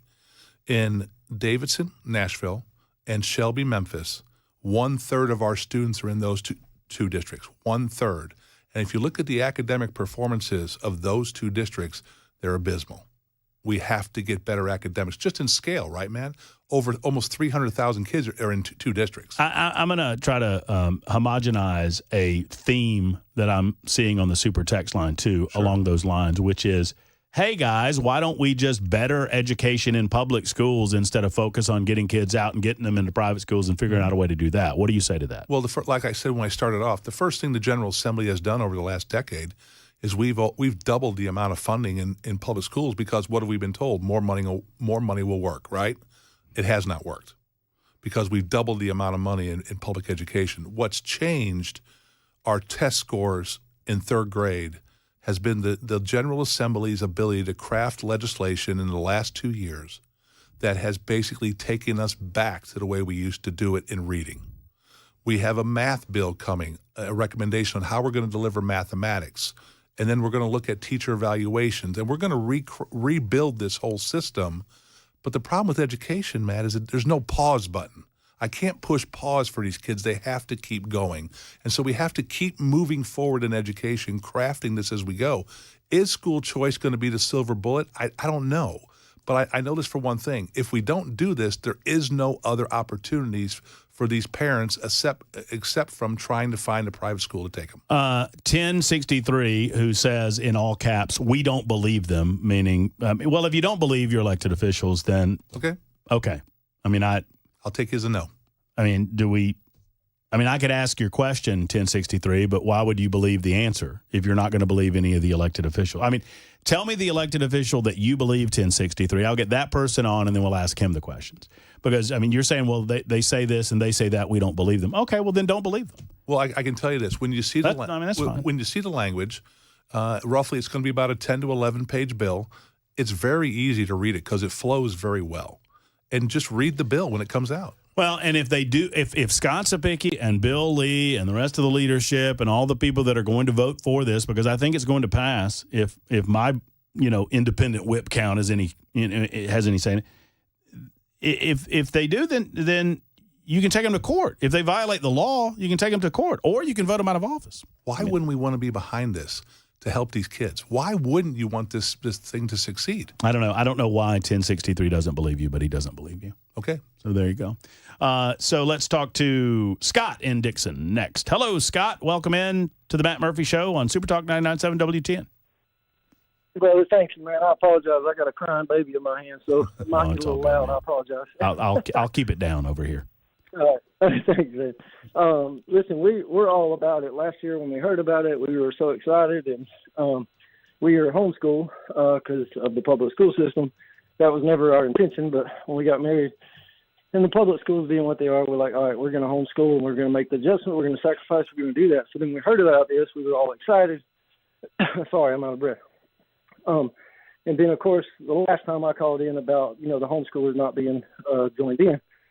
So the answer is that they said they didn't want to. Well, first, like the guy said, the last caller, we didn't get asked. But it makes no sense to me that they say they don't want them making, the government in homeschooling. And number one, it's the people that would be leaving the homeschools to go to private schools, so therefore they're losing money. But it just didn't make sense to me that it only costs us, $1,000 a year to send 4 kids to school. So how would they be, integrating into the homeschool system and changing things? But my main question is it possible next year or something to make an amendment where homeschoolers can be, if they want to be? Yes. Thank you for the call. Go handle that baby and listen on the radio, Scott. Thank you. The answer is yes. I mean, an amendment could put the homeschoolers back in.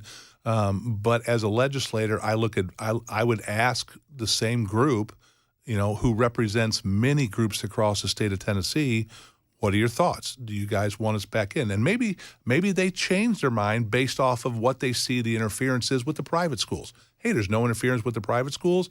But remember this, every time a General Assembly changes, you have to be careful because you don't know which way it's going to go.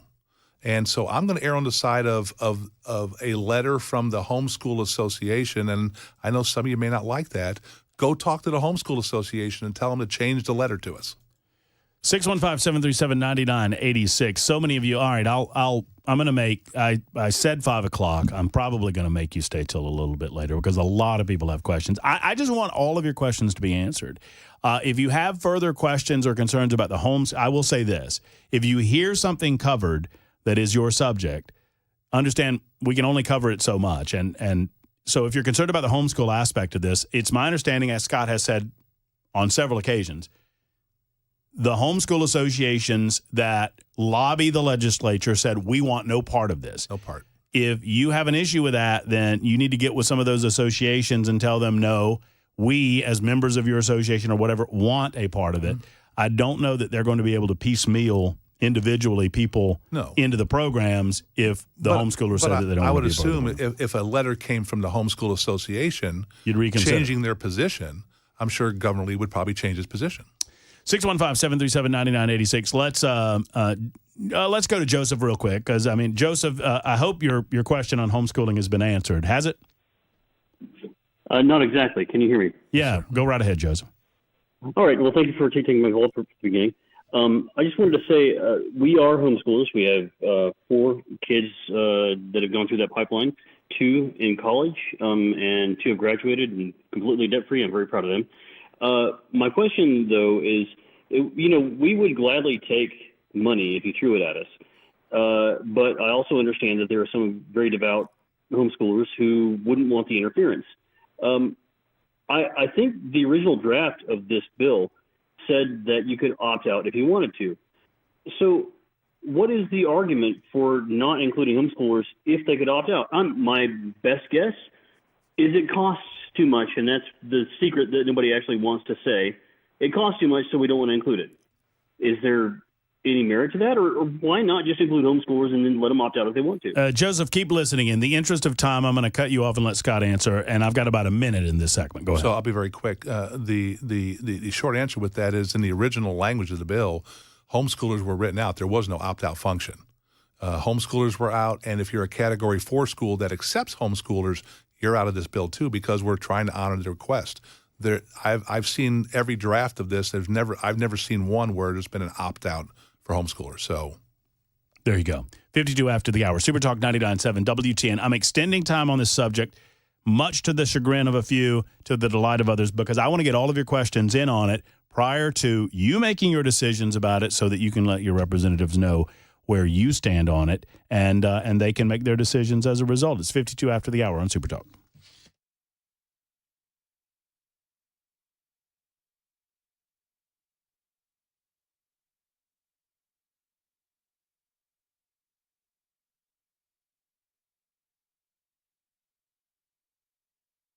Hello, friends. Matt Murphy for the Dr. Gill Center for Back, Neck, and Chronic Pain Relief. I made myself an appointment Monday to the Dr. Gill Center. Called up today and said, hey, I need to get in. I could have gotten in early tomorrow, and that's great service, but we opted for the Monday appointment. Why? Because my lower back has been acting up on me. I've been moving things around and, boxes, heavy things, and I'm just feeling it, right? And so I need an adjustment. I know this. I haven't been in some time, and so I'll be going back. I'll get an adjustment. I'll get an assessment from Dr. Wendy, Dr. Dominic, Dr. V, and find out what's going on, and then we'll move on from there. Now, if I need a few spinal decompression sessions, then that's what I'll do. If it's E-stim or just an adjustment, we'll do that as well. They do it all at the Dr. Gill Center for Back, Neck, and Chronic Pain Relief, to include red light therapy, the E-stim that I mentioned.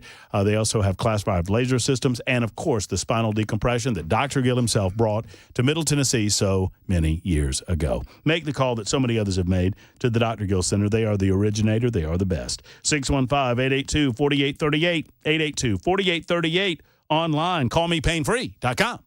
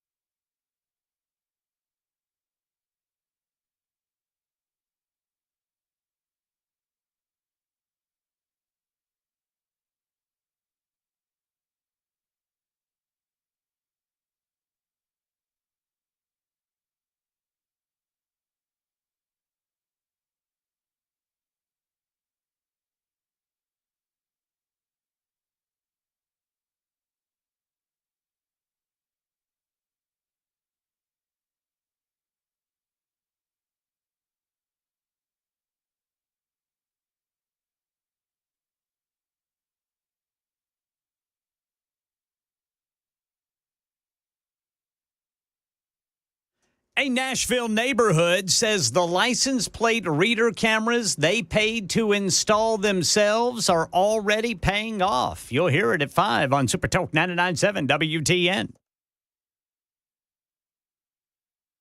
Super Talk 99.7 WTN.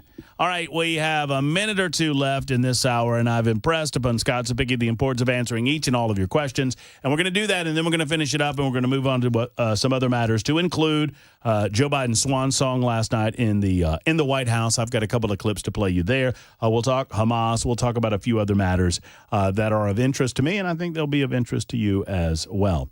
Let me see if I can get one. Let me try to get one in here. Ilanka? Let's talk to Ilanka. Am I pronouncing that correctly, ma'am? Yes, you are. It's Ilanka, and I'm actually the Advocacy for Child Protective Rights Organization. And thank you for having me on. And I'm going to play devil's advocate real quick here. Okay. I am a homeschool mom. However, and I think we did the right thing by not being part of this bill. However, this bill will absolutely cause the expansion of charter schools. And with charter schools, 5 or 6 years from now down the line, the argument can be made that you don't need the ability to homeschool your kids anymore because charter schools will be available. And that will give such government tentacles into homeschoolers' families that they could even go to the point to say we can't raise our kids with Christian education curriculum. So Okay. and I would love to hear more about the expansion of charter schools and how the bill is going to affect that. How would, at the risk, well, I'll tell you what, put Ilanka on hold because I'm risking going over time, and I want to give Ken Weaver an opportunity to get to the news at 5 o'clock. Scott Sapicki is going to stay right here, and we'll get back to Ilanka because I'm a little bit confused how, if we expand charter schools, how that would impact homeschooling. Because, I mean, you would still... It shouldn't. It shouldn't. You would still have you would have a choice. You would have an option, just like you have now. Right. And if you have better school options and you choose to stop homeschooling and go into those school options, aren't you doing so in part recognizing that you're going to lose some of that religious autonomy? I mean, yeah. So then that might. Anyway, we'll talk with Ilanka about it in just a moment. Halfway home, it is the Matt Murphy Show. Thank you for being here on Super Talk 99.7 WTN.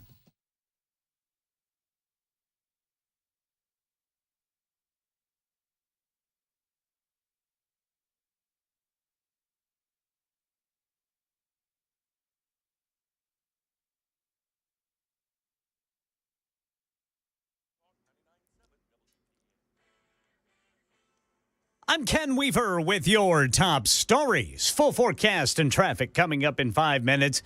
We're hearing from the Homeowners Association of a neighborhood in Donaldson where residents paid to install their own license plate reader cameras. There's one active police investigation going on with the camera, and it was set up. It was the same week we set the cameras up. So it's exciting to know that maybe we've helped the police get that much closer to apprehending suspects. Yeah, Channel 4 says the Harbor View community installed those LPR cameras at each of the 3 entrances to the neighborhood after a shooting at their pool, and an arrest was never made. New rules in the 114th General Assembly allows the House Speaker to remove disruptive members from the floor to another room where they can still vote, just not be heard. Current Speaker Cameron Sexton says the new rules are no different than how people are expected to behave in court or in Congress. Now we are trying to get our rules up to allow us to have more options at our disposal for those instances without having maybe to move to expulsion or use censorship, and then allow it to move into a remote voting aspect. This goes back to 2023 when the so-called Tennessee Three, Justin Jones, Justin Pearson, and Gloria Johnson, faced expulsion for leading a protest on the floor after the Covenant School shooting. Former New York City Mayor Rudy Giuliani's reached a settlement with Ruby Freeman and Shay Moss, the 2 Georgia election workers a jury said Giuliani lied about when he said they tampered with the 2020 presidential vote. Under terms of the settlement, attorney Joseph Camarata says Giuliani will keep his apartment and property in exchange for compensation, but that amount not disclosed. Giuliani also agreed not to talk about Freeman and Moss in a defamatory way. Outside of court, Giuliani's son, Andrew, revealed that he'll retain possession of the 3 New York Yankee World Series rings that his father gifted him. And then he said he stands behind his father. Look, I just want to say, as a son, as an American, I'm so proud of my father. To see what he's been put through over the last 4 years. Former New York City mayor has already turned over a Mercedes and other assets to the women. The American Cancer Society's annual report has some good news and not so good news in it. The American Cancer Society's chief science officer, Dr. William Dayhut, says what's discouraging is, for the first time, if you're a woman under the age of 65, you're more likely to have a cancer diagnosis than a man. That's due mostly to thyroid and breast cancers. As for what's encouraging, overall cancer deaths are down. We see a 34% decrease in cancer mortality since the high water mark of 1991. That's over 4.5 million cancer deaths averted. That's because of early detection, new drugs, and fewer people smoking. Sherry Preston reporting, and the latest news, traffic and weather next. I'm Ken Weaver, WTN News.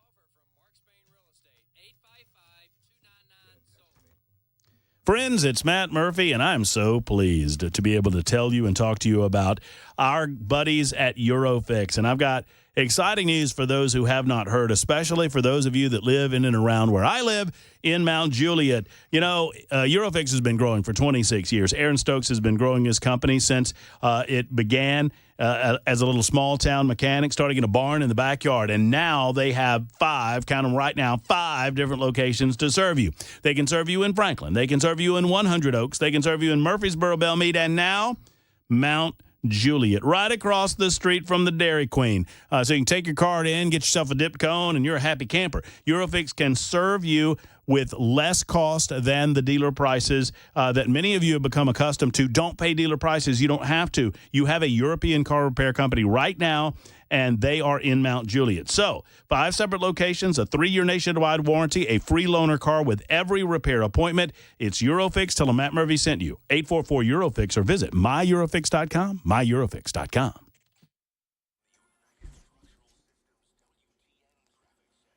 Southside got a crash blocking the right shoulder I-40 eastbound after Fessler's Lane. In Woodbine, the right shoulder blocked by a crash at 440 eastbound after Nolensville Pike. And then on the South Loop, right shoulder blocked by a crash 40 eastbound after I-65. Traffic every 10 minutes every morning on Super Talk 99.7 WTN.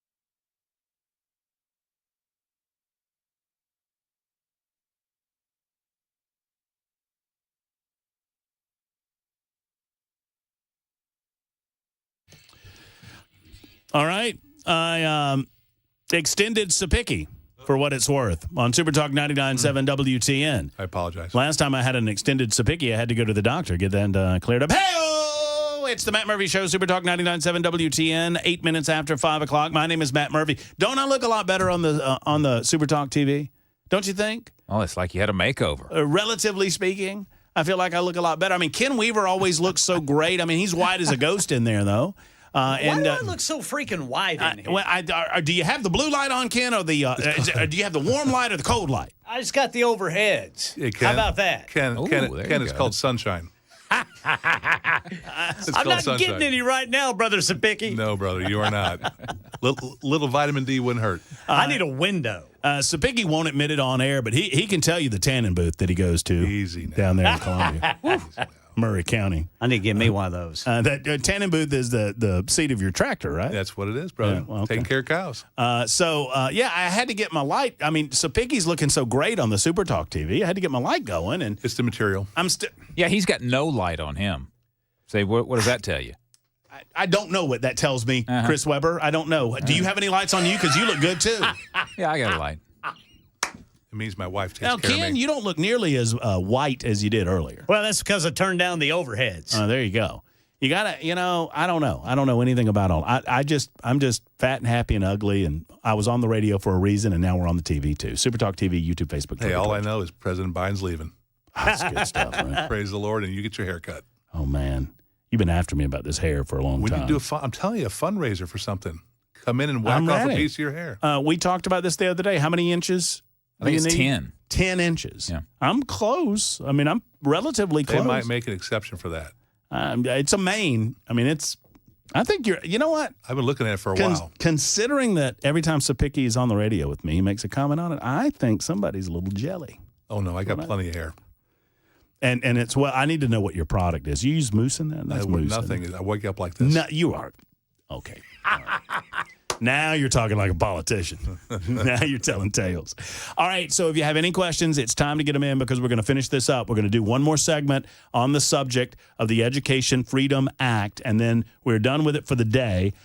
It's the right time because any of your questions to be answered, you need to get them in, and then you can relate to your lawmaker how you feel about all this. Do you believe that lawmakers are positioned to make a decision on this within a week of the call to the special session? 100%. We've been talking about this for a long time. I think what will really help your listeners is when the governor releases the actual language for the special session. Mm-hmm. I'm hoping that we have it by Tuesday or Wednesday next week. So if I come back on Thursday, we'll have the actual language and we can talk through it to make sure if anything's changed so that everybody's prepared of exactly what the bill does. And this is one point I want to make to everybody. There's a lot of misinformation out there about what this bill or this bill that's coming is going to do or doesn't do.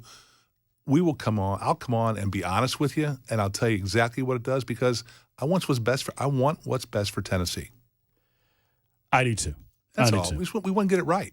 I believe Ilanka wants what's best for Tennessee as well, and she was talking charter schools. And Ilanka, you were expressing some concern that an increase in charter school education would somehow diminish homeschool opportunities in some fashion. And I just wanted to explore that a little bit further because I'm not quite sure, as long as you have that homeschool option, how more charter schools would hurt homeschools. Right, and I can break it down for you. So what I'm asking you to do is to look at the long-term effect of this bill, right? Mm-hmm. So we have about 100 charter schools between Nashville, Chattanooga, and Memphis at the moment, Mm-hmm. which this bill will naturally cause the expansion of charter schools because let's say there's a private school, like, for instance, Vine Christian Academy, says, hey, we would gladly like the funding. Now we have half of our students have taken scholarships. It makes sense for us to become a charter school, right? So let's say you multiply that and you have 80% of Franklin now charter school, right, in the next 5 to 10 years. An argument by an anti-homeschooling coalition can be made that because you have the option of have the best of both worlds to have a private education, semi-Christian, who's now taking government funding because they're a charter school and they have to abide by the laws of the state and the government for education, they can make the argument 10 years, 12 years from now that you don't need the option to homeschool anymore. So this is not a problem today. It's not going to be a problem the next few years, but it could potentially, and that's why I'm playing devil's advocate here, it could potentially create a problem 5 to 10 years from now. Right. So your fear is that years down the road that the General Assembly will pass a piece of legislation banning homeschooling in the state? Correct. Well, I think there's enough lobbying around the subject that they could push for that. No, I just don't think it'll happen. You don't agree? No, let me put your mind at ease here is homeschoolers are some of the most effective educated kids that we have. We can track that when they go into college, community colleges, TCAT centers, serving in our military. What is happening in the homeschool environment is outstanding. And I wish we could get more of that, a reflection of in our public schools with the results that homeschoolers and parents like yourself are able to do. There is zero, and I'm talking zero appetite to stick our nose into homeschoolers and, for that matter, stick our nose into private schools. Remember, charter schools are just an extension of the public school system. But the autonomy that we have in our private schools and our homeschools, I will tell you right now, there is zero appetite to stick our nose in your business. And here's what I would say, Alanka, and I understand there's always a concern about what things that we do today might lead to tomorrow. I mean, I get it. Right. But I promise you this, any suggestion by the General Assembly that they're going to take away the choice of homeschools. I mean, yeah, you're talking torches and pitchforks, and I will be right there beside you, Alanka. I'll be holding the sign, leading the charge. Thank you for the call. I'm going to blow through as many of these as I possibly can get to. Jason is next up in Clarksville. Jason, thank you for your call. How are you? Yeah, thank you, Matt. Thank you for your time, Scott. Yes, sir. My question is, if I understood the governor correctly yesterday, the $7,000 is offered as a scholarship, but the school system will not lose that $7,000. Is that correct? That is correct, yes, sir. Why not? Well, that's a great argument. We have debated that. By losing and I'm not going to argue with you on that statement. It is a very difficult equation we're trying to work through. The governor believes that he wants to make sure that the public schools are funded at a floor so that they don't lose any money.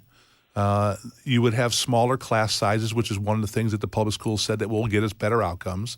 You will have more money to pay your teachers better, which would get more teachers in the public school. But it's an argument. And Jason, I would add to that, and this is just Murphy's take on it, that I don't agree with the argument that these school systems, if they had additional money or additional ability to move resources, would automatically equate to better test scores and better teaching of our kids. But that is their argument. I don't either. That is their argument, and this is throwing it's a test. This is lending credence to their argument to give them an opportunity to prove that their argument is correct. And if but now you're paying $14,000 per student instead of $7,000. No. You are funding through the surplus of Tennessee government, the scholarship fund exterior to the existing education budget. We're using taxpayer dollars for this purpose. You can agree whether or not that's an appropriate expenditure of taxpayer dollars if you want, but you're not doubling up anything. You're using money to create a scholarship to help benefit individual parents in bad or failing schools. But the money, it's still $14,000. No, it's not. No, it's not. I don't know. No, we claim that the money follows the kid. The money doesn't really follow the kid. The money, you track the population of these districts and you pay these districts X amount of dollars based on the student population, but the money doesn't follow the kid class to class or school to school. The individual districts they shouldn't put it like that. The individual districts. I think the individual districts closer to the situation that they are individually in ought to have a little more flexibility as to how they spend their money as best they see fit so as to best benefit the kids anyway. And this is giving them a better ability to do that. Thank you for answering, Matt. Thank you, Scott. And I understand that reasonable people can disagree on the point. Right. And look, I was Jason, I'm not talking down to you. I was confused as anybody. That, well, wait a minute. I thought the money followed the kid. Well, the student populations kind of generally speaking dictate how much money the funding that the kids get. But what this is doing is setting a floor for those school districts that claim that they need additional resources to lower class size and to do the things that would better educate our kids. Well, let's go. Let's do it. This will do it. Let's make it happen. All right, only 4 minutes left, and I'm going to blow through as many as I possibly can. Kevin, we'll get to you after Scott Sapicki because it says hair. Mike, let's talk to you about Common Core. Mike is in Nashville next with Scott Sapicki and Matt Murphy on Super Talk. Hello, Mike. Mike. Hey, how are you, Matt? Hey, man.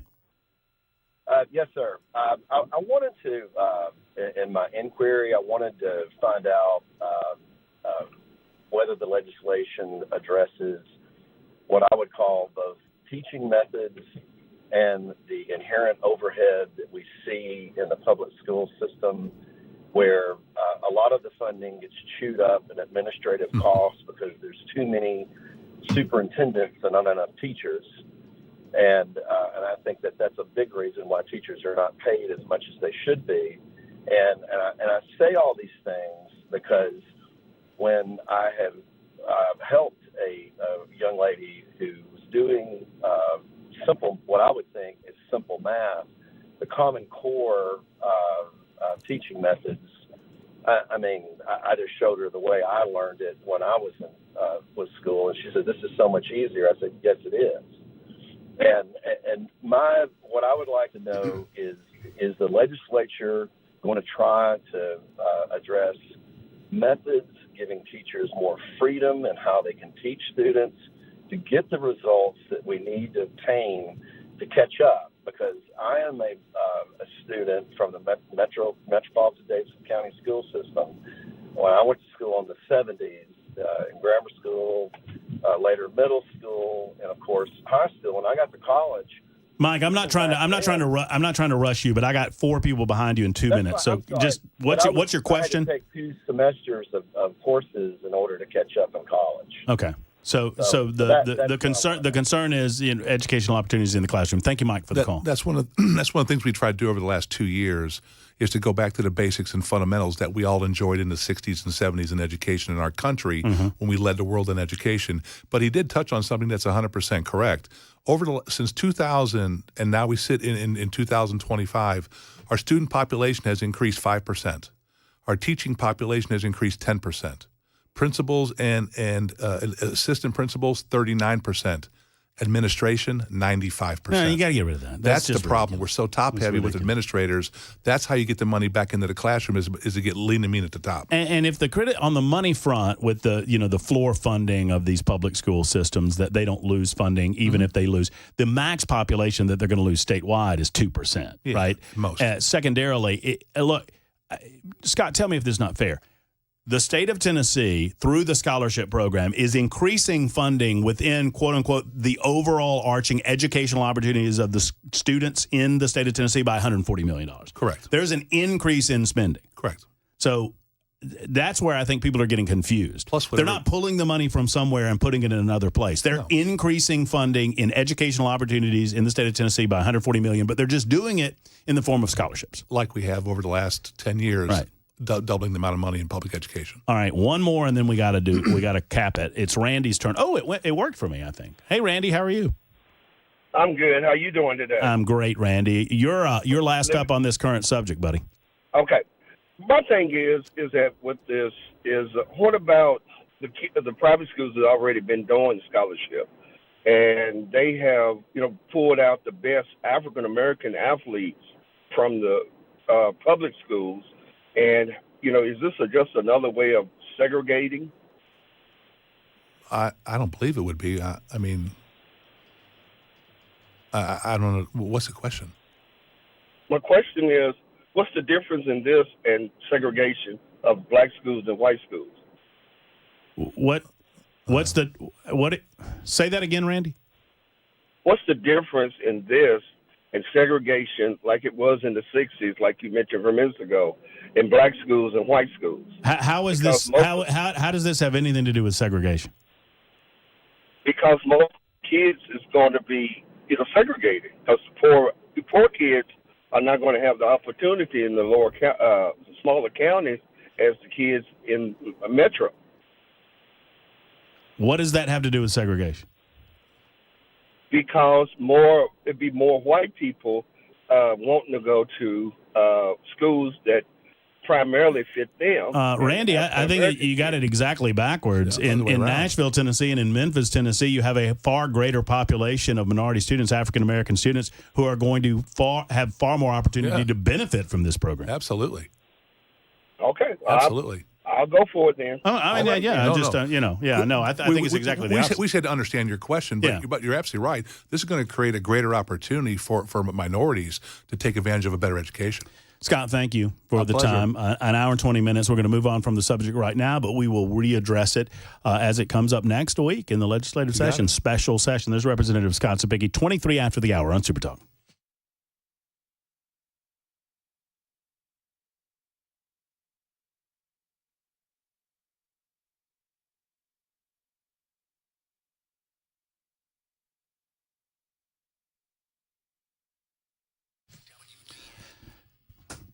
I've loved Grace Point Healthcare since the moment I heard them on Super Talk 99.7 WTN because they're doing so many things in practice that I've talked about in theory, like getting us back to our doctor again, like us understanding what the cost of medicine is, what the cost of healthcare is again. They do it all at Grace Point Healthcare, and man, oh man, I'm excited to be able to tell you about them. Their basic Smart Care plan for Grace Point Healthcare starts at $69 a month, which includes free office visits, and free basic labs and diagnostics. Ask them about that. But you don't have to sign up for the basic Smart Care plan. That's a good option. You can do it for the family as well. But you don't have to. I mean, winter brings cold and flu. And if you are sick and you just want a different option, what about Grace Point Healthcare? Because when you go to Grace Point Healthcare, I mean, when you call for an appointment, you can actually get one same day or next day, oftentimes, even with new patients. Grace Point treats the whole body with a comprehensive medical approach, meaning they're not trying to pill you up. They're not trying to do the bidding of the pharmaceutical industry. They're trying to do the bidding of what's right for your body. They're a military-owned practice, and I love that as well. A military veteran-owned practice, I should say, and I love that as well. And patients are treated naturally whenever possible. Give them a call and schedule an appointment. If you're not feeling well or if you're just looking for a different alternative, modern medicine delivered the old-fashioned way. 599-6868. They're in Franklin.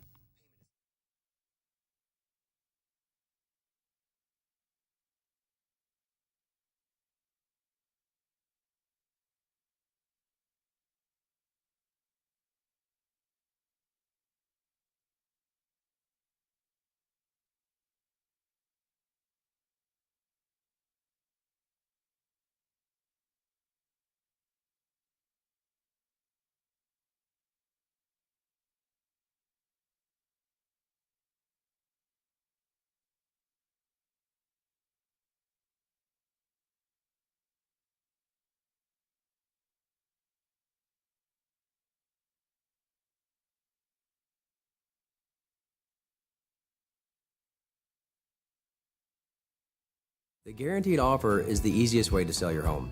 It's really simple. We bring you an all-cash offer. You close in as little as 21 days.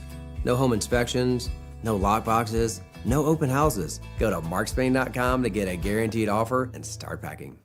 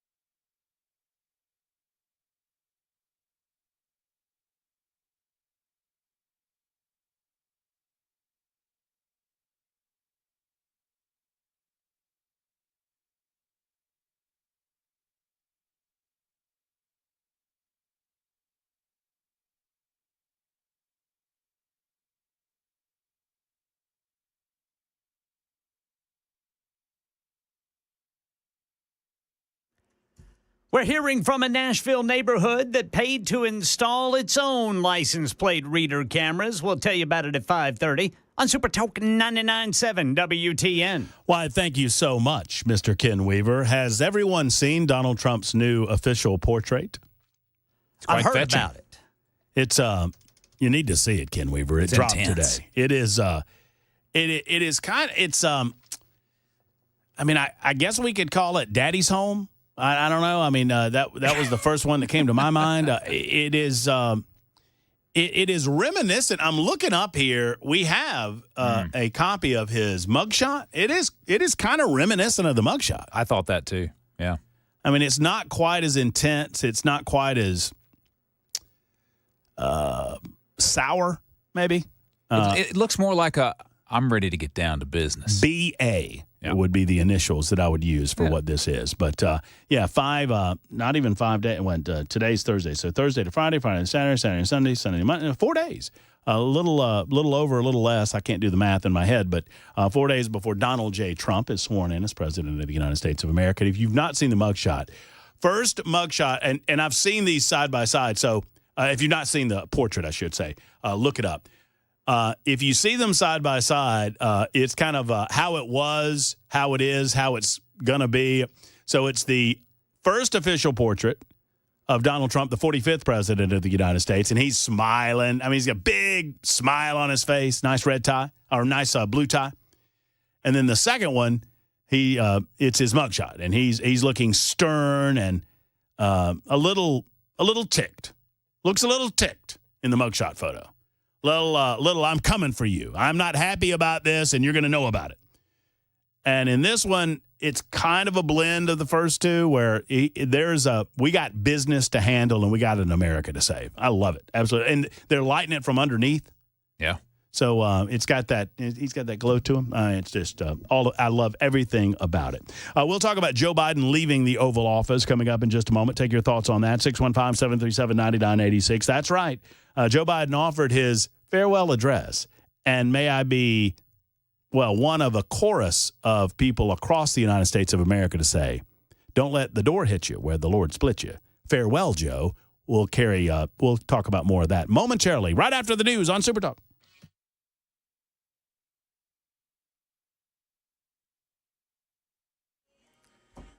I'm Ken Weaver with your top stories. Full forecast and traffic in 5 minutes, and we're hearing from a Nashville neighborhood that paid to install its own license plate reader cameras. Not going to wait on Nashville. Channel 4's Dryden Quigley from the Harborview community in Donaldson, where a camera's up at each of the 3 entrances. These LPRs have only been up for about 2 weeks, but already they've been used to send potentially helpful video to police after a string of car break-ins. Yeah, the HOA there says there's one active police investigation from the first week the cameras were set up. Democrats speaking out about new rules allowing the House Speaker to remove disruptive members from the floor to another room where they can still vote but not be heard. Nashville Democrat State Rep John Clemens telling Channel 4. You're expelling a member and sending them to a satellite location to vote. I mean, this isn't kindergarten. This is the General Assembly. So it just seems ridiculous. Well, this goes back to 2023 when the so-called Tennessee Three, Justin Jones, Justin Pearson, and Gloria Johnson, faced expulsion for leading a protest on the floor after the Covenant School shooting. Another rule bans disruptive guests in the gallery for the next 2 sessions. And the American Cancer Society today released its annual report. Among its findings, higher rates among women and younger adults for certain types of cancer. Here's American Cancer Society Chief Scientific Officer Dr. William Dayett. For the first time, if you're a woman under the age of 65, you're more likely to have a cancer diagnosis than a man. One, we're seeing some increased risk of cancer and breast cancer and thyroid cancer. But what's really sort of striking is for the first time under the age of 65, lung cancer is now more likely to develop lung cancer in women than in men. Here in Nashville, News 2 reports an annual list of the best performing cities drops Nashville 14 spots. The Milken Institute ranks Music City as 20th for its 2025 report, down from number 6 last year. One of the biggest challenges for Nashville's economy in this report, housing affordability, where it's ranked 88th. That's the latest news. Traffic and weather next. I'm Ken Weaver, WTN News.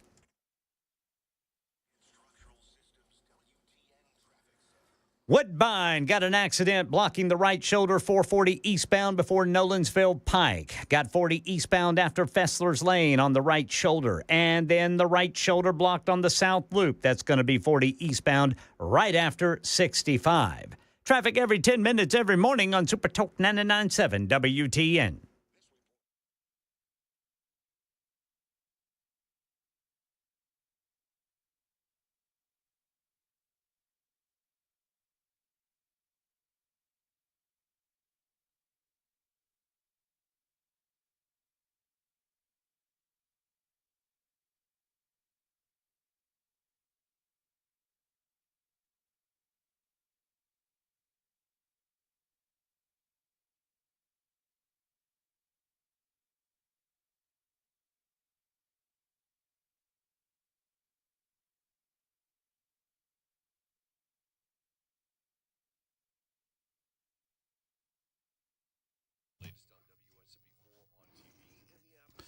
So I've seen a video online, and if you follow us, Supertalk 99.7 WTN on the Facebook machine or on a variety of platforms, maybe you've seen it too, where there's Chris Hand firing off this H&K suppressed MP5. And then just this morning, I saw a video where, lo and behold, there's Dan Mandis at the Glock store in the Shoe 270 room firing off this H&K suppressed MP5 full auto. And I'm thinking, where's Murphy's turn? Next week. Murphy's turn's coming next week. I want you to be able to fire this thing too. And you've got to get in before the end of the month. Here's the deal, folks. Matt Murphy for the Glock store and shoot270.com. All you have to do is sign up for a session at shoot270.com and you'll get to shoot a full auto H&K suppressed MP5. You buy the ammo and they'll provide the full auto. That's pretty BA, if I do say so myself. The right way to train is with a personal instructor with a private room. After every session, you walk out better, more proficient, more confident. And in January, you'll get the experience, the thrill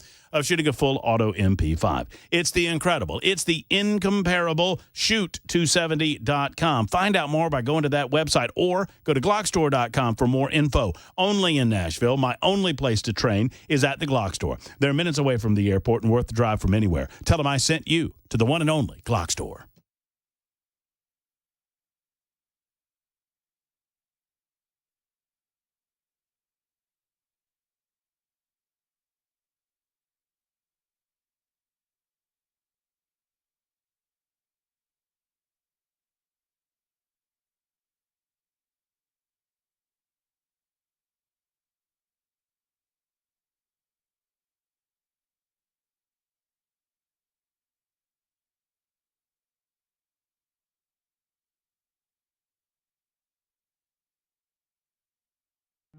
Hey, what's up, guys? It's Matt Murphy in the middle of downtown Franklin, Tennessee. We've talked so much about Savory Spice. I thought, why not show you the place? So let's go on in and see what's popping at Savory Spice. As I've always said, you will smell the spices even before you walk in. I can smell them right here in the doorway. Come on in and let's introduce you to the one and only Holly, who is the owner and proprietor of Savory Spice. Say hey, Holly. Hello, everyone. Now, enough about Holly. Let's talk about spicy and easy products like the incredible taco soup, which, as I said, you put this in a crock pot, you put all the ingredients that it tells you to buy right there, you put the spices in, and it's so easy. So if you don't know what you're doing around the kitchen, it's a perfect way to find your way around the kitchen, as is the Mediterranean dill risotto. Now, for the holidays, pumpkin pie spice. What doesn't it have, Holly? Pumpkin. Doesn't have any pumpkin in it. That's a fun fact for all of you kids out there. Now, if you stop by Savory Spice, either in the Franklin location or at L&L Market, you can get yourself a sample of the dill dip, which is my absolute favorite. Just tell them Matt Murphy sent you to Savory Spice with purchase now. So come by Franklin or L&L Market in Nashville and come see Holly and the entire crew at Savory Spice.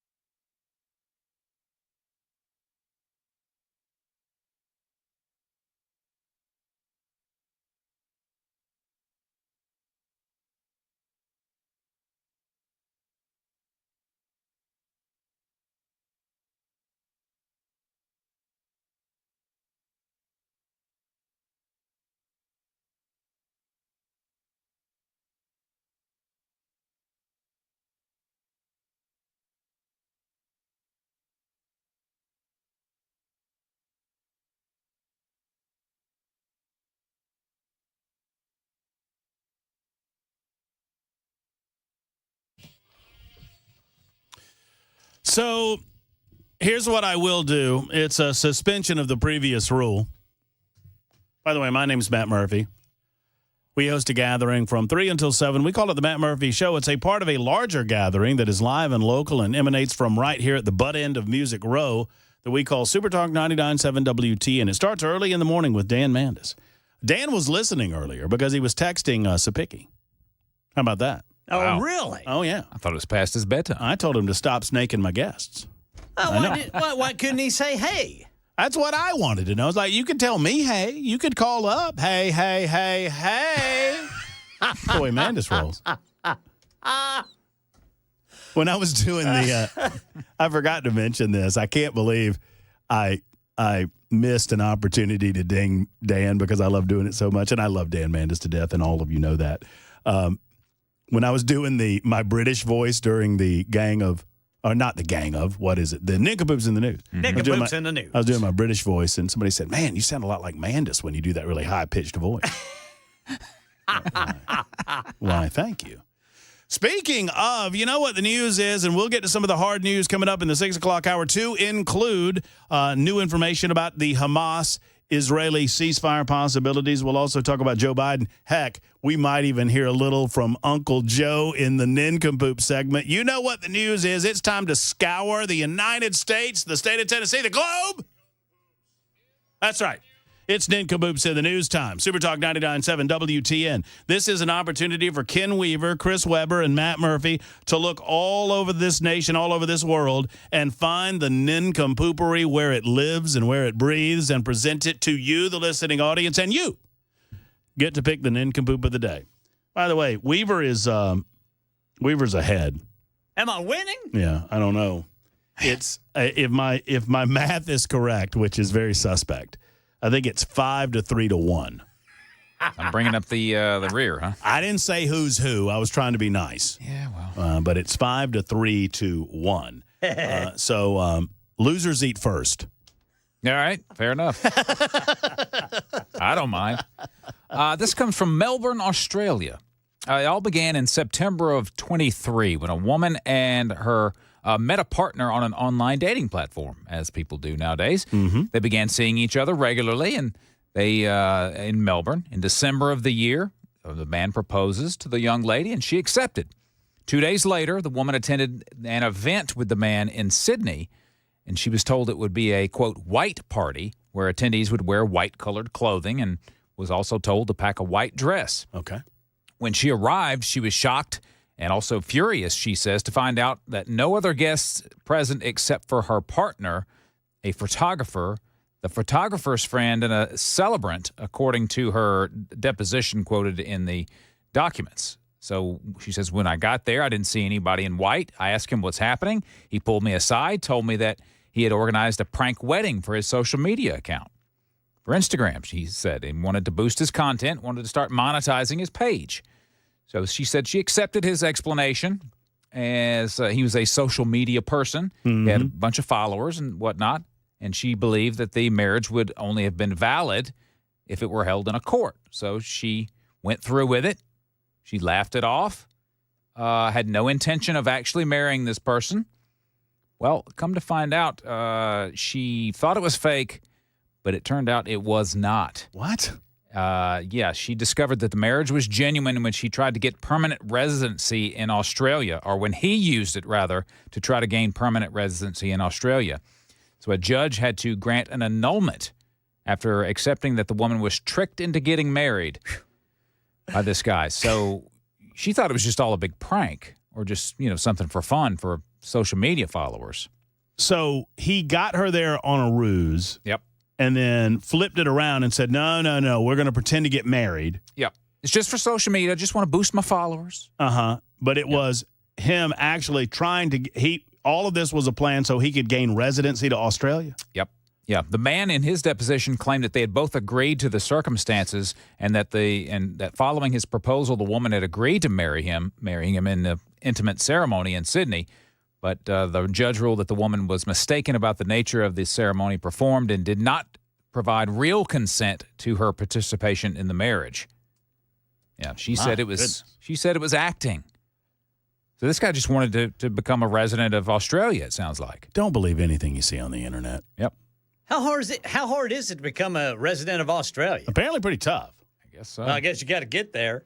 Yep. Well, getting there is the hard. I mean, would either of you ever fly to Australia? I suppose I would.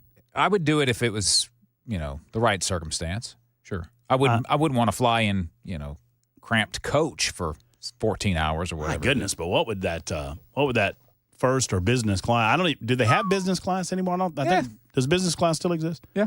That's like the middle ground between coach and first class, right? It depends on the airline, I think. What is it, 16 hours? It depends on where you fly from. That's probably right, though. Weaver, you ever flown overseas? No. Yeah. No, haven't flown much at all. I don't remember flying overseas because every time I've flown overseas, Prince Valium has been involved. Yeah. It's the only way to fly. I'm encouraging. Really? I'm not encouraging it. I'm just observing that you get on the plane, you're like 8.5 hours. This is going to be a struggle. At the time, I was smoking, and I'm like, man, oh, man, I'm going to have to go without a cigarette for 8.5 hours. Yeah, man. And, oh, boy. I've already had a couple of pops in the bar area before getting on the flight. And then, lo and behold, my good buddy, Dr. Mike, hands me a 10 milligram, and I eat my dinner. I pop that thing, and all I know is I woke up with the bells ringing that we were 20 minutes outside of Amsterdam. All right. And I looked around the compartment at my seatmates around me, and everyone was looking very grumpy at me. Because you were snoring. That's exactly right. Because I was like, why does everybody look at it that way? And Carolyn, one of the people that was with us, said, do you know you snore? I was like, well, I've never heard me. I do now. I guess I do. Mr. Ken Weaver, what do you got? Well, my nincompoop in the news comes from one of these confirmation hearings we had this week. The one in particular for Mr. Pete Hegseth. There was a point in the questioning from Democrat Congressman Gary Peters of Michigan, who questioned whether or not Mr. Hegseth could actually handle managing such a large department. And I got a kick out of the end of the questioning whenever the chairman of the Senate Armed Services Committee, Mr. Roger Wicker, out of the state of Mississippi. Here's how it went. You're a capable person, but you have not convinced me that you're able to take on this tremendous responsibility with a complex organization and having little or no significant management experience. Senator, I'm grateful to be hired by one of the most successful CEOs in American history, should I be confirmed. Mr. Hegseth, it seems to me that you've supervised far more people than the average United States senator supervises typically.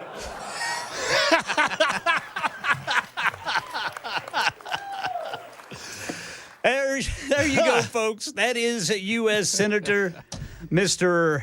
Roger Wicker. He's a nincompoop. Out of Mississippi, who made a nincompoop out of Gary Peters, the senator out of Michigan. I love this idea. The Democrats don't have a lot, right? They tried to ding him on some of the anonymous allegations against him that he was drinking too much at certain parties.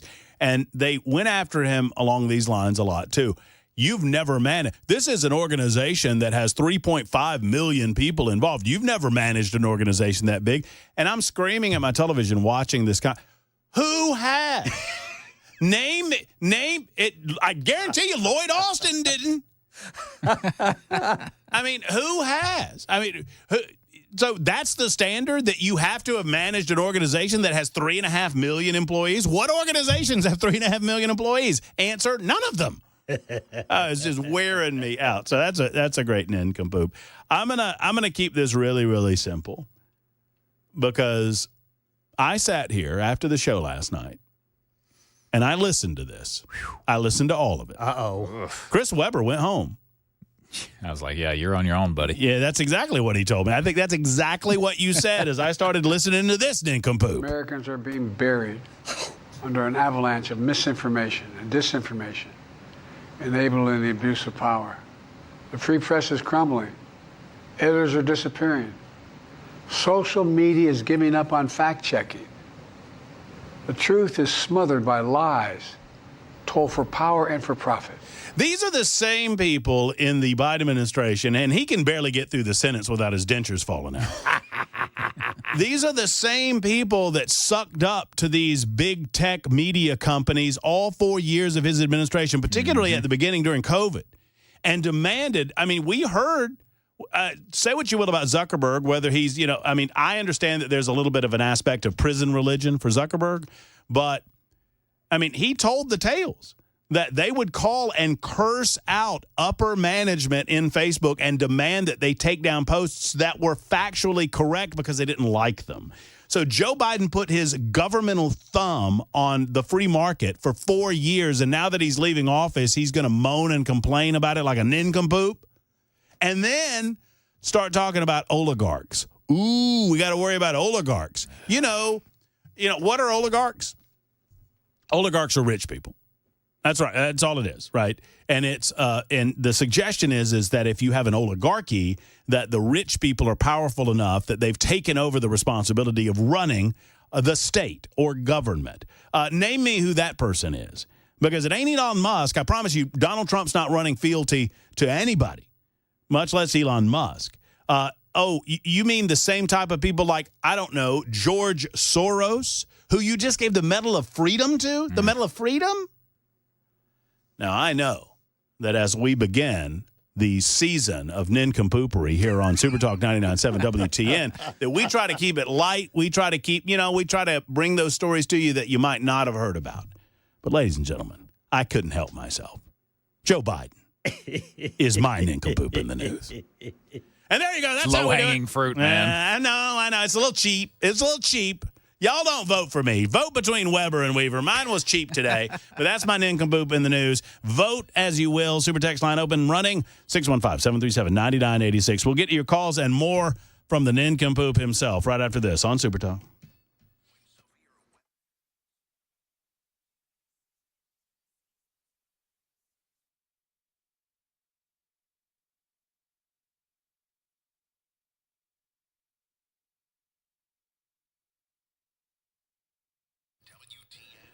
Hello, friends. It's Matt Murphy for MOV, which stands for Men of Valor. I love this organization. I'm so proud to be associated with this organization and to be able to tell you about them. Why? Because every aspect of what they do is beneficial to us as a society, as a state. Whether you're concerned about the amount of money that we're spending in our prison systems, if that's your primary concern, Men of Valor helps. If you're concerned about the type of men that we are raising, Men of Valor helps because they create better and more discipled men in our society. If you're concerned about our overcrowding in our prisons, Men of Valor helps. All because of the power of God and God's people, Men of Valor, they are helping our society in the state of Tennessee by taking men that are in and out of the prison system and showing them the true power of God's love and showing them how to become good and productive members of society. And everybody benefits as a result. Men of Valor needs you as job partners, Bible study teachers, mentors, or just as a donation opportunity for you and your family in a charitable way. Go to movministry.com. That's movministry.com to find out more about what they do at Men of Valor. Love this organization. Love these people. I believe that you will see it the same way I do. movministry.com.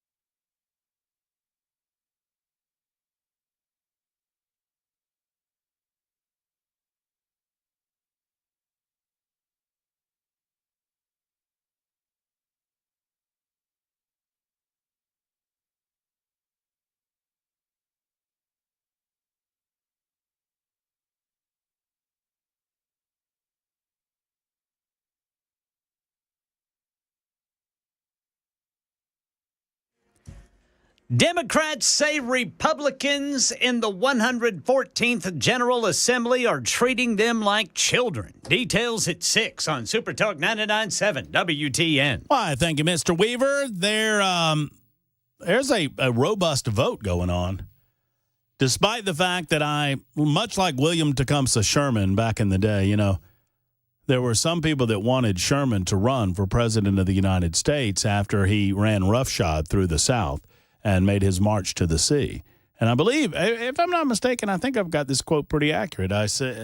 Sherman said, if nominated, I will not run. If elected, I will not serve. Despite the fact that I told you not to vote for me for nincompoops in the news, I'm getting a lot of votes. Or, well, Joe's getting a lot of votes. Joe. Joseph Robinette Nincompoop Biden. But there's a healthy competition going on between Weaver and Weber. So let's see which of the W wins today. I'll do the tally and let you know after the 6 o'clock hour. Right now, it's Elizabeth's turn in College Grove. Hello, Elizabeth. How are you? Hey, Matt. I'm doing fine. I think that photo of Donald Trump looks a lot like Melania's photo for First Lady. You think he took some cues from Melania about how to position those eyes, or maybe she helped him with his makeup? Absolutely. You know how married people start looking alike. I don't know, Elizabeth. I don't think you're going to convince me that Donald Trump looks anything like Melania. He's definitely taking fashion tips. Maybe she should help him out with his hair. What do you think about that hair, Elizabeth? It's been the same for a long time. It's working for him. I suppose. I mean, how long do you think? Occasionally, I wonder. Have you ever seen him in a nice stiff wind when it stands up on him and becomes a mohawk? Yeah, mine does that sometimes. A little bit too much hairspray.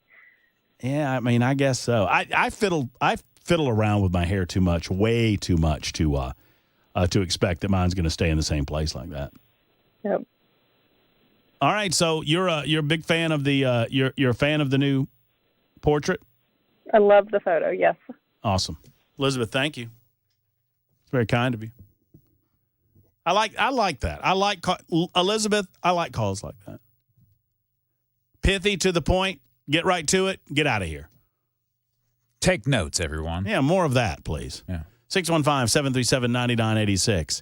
Joe Biden is in the top 10 of GOAT nincompoops of all time. That's it's hard to argue with that. That is a strong, bold statement. I mean, I don't think you guys understand something. You see, Corn Pop was a bad dude. He was a bad dude. He was a bad dude. I mean, and you had to kick he took a big like stick, got him out of there with some chain on it. Come on, y'all. I don't know. Biden took a 75-hour drive with Xi around China. That's true. One more hour to go. Stand by.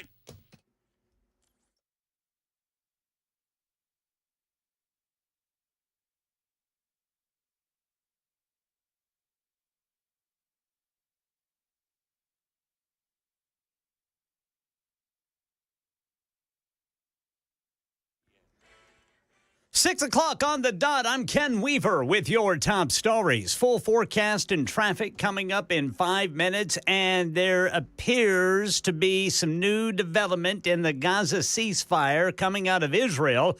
Let's check in with Jordana Miller. It appears that the disputes which had held up this deal have now been resolved, and we're hearing from a senior Israeli source that Netanyahu, the Israeli Prime Minister, Benjamin Netanyahu, will convene his security cabinet tomorrow on Friday to approve this deal. So if that's the case, it is approved, then barring any other unforeseen developments or obstacles to this, it could go into effect on Sunday. We'll see.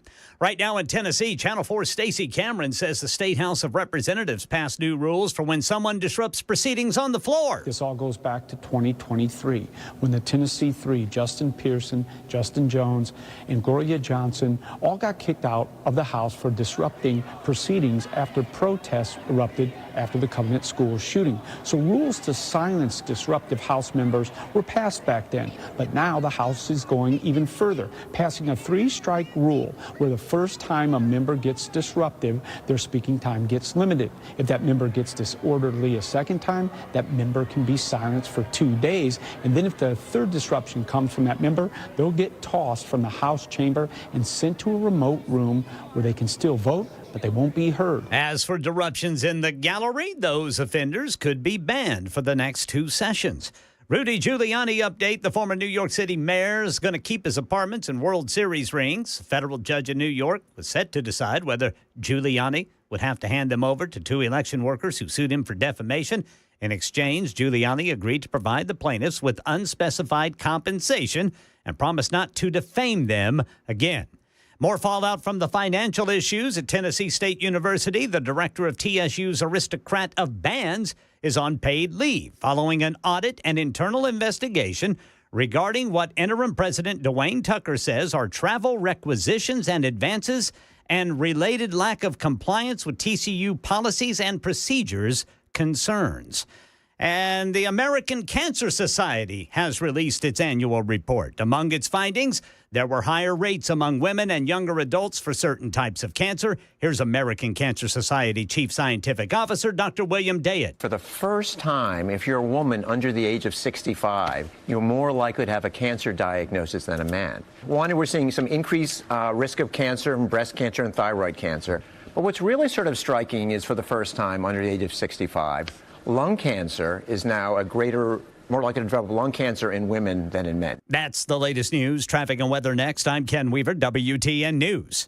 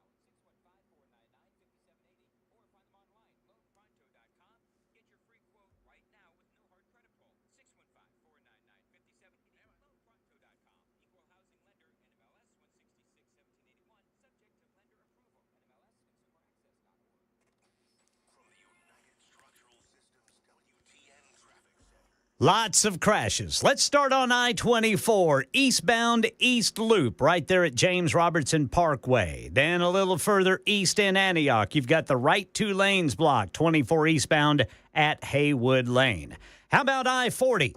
We've got right shoulder block, 40 eastbound after Fessler's Lane, 40 westbound after Fessler's Lane, 440 eastbound before I-65. The left lane is blocked there in Berry Hill. Then 65 southbound at 840 in Williamson County. And one more time, looks like we've got a crash on I-40 eastbound right after 65. The right shoulder blocked there. Traffic every 10 minutes every morning on Super Talk 99.7 WTN.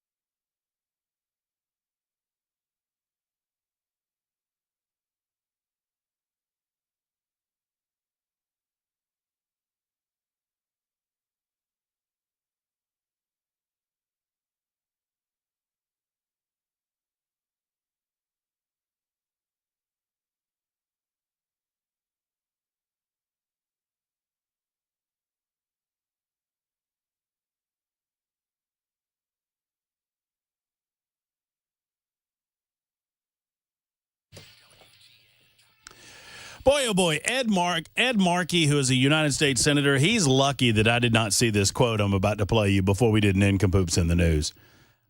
I mean, it's so dumb, I'm thinking about holding it till tomorrow, but I can't help myself. For those who don't know, Senator Ed Markey, United States Senator from the state of Massachusetts, he has been serving his home state since 2013. He had something to say to Lee Zeldin. You know, there are confirmation hearings going on right now. I mean, obviously, you got to get these confirmation hearings going prior to the inauguration because, well, you need these people in place as soon as possible right after the inauguration. And Lee Zeldin was selected. Lee Zeldin is he's a Republican, obviously, a former congressman from the great state of New York, served from 2015 to 2023, and was very competitive in the gubernatorial race that happened a couple of years ago there. I want to say a couple of years ago. Lee Zeldin is a good conservative, and he's going to do fabulous as the new Environmental Protection Agency administrator. That is Donald Trump's pick to be the director of the EPA. So with that in mind, Lee Zeldin was, sitting in before the assembled panel. I don't know what committee this was. I assume it was some environmental committee or something or another. I don't know, honestly. I mean, some of them, Judy, you understand the Judicial Committee or the Education, But regardless, Lee Zeldin was sitting answering questions in front of the assembled folks. And we've had a number of these happen over the last several days. Marco Rubio did not get a lot of attention because they were nice to Marco Rubio, and the media is not going to give attention to those things that go in a more collegial manner. Not so much with Pete Hegseth. They went after him hammer and tongs, and we're still waiting on some of the others that we expect will draw a little lightning, like Robert F. Kennedy Jr., who knows what will happen there. Tulsi Gabbard, who knows what will happen there. Pam Bondi had a couple of moments. But this guy's an nincompoop. Just listen to Senator Mackey as he tells all of us. Now, before I go any further, y'all know that they have caught several people in California and charged them with arson. They are not sure, although there is speculation as to what started the initial Palisades fire. But some of the other fires that have been started in and around downtown Los Angeles that are still blazing, those fires were started by people, homeless people, and in some cases, illegal aliens. And they have arrested as many as 10, I want to say, people who have been charged with some form of starting these fires. Arson. But that has not stopped Senator Markey, I think I said Mackey, he's Markey, Ed Markey, from blaming what? Good old climate change. Thank you, Madam Chair.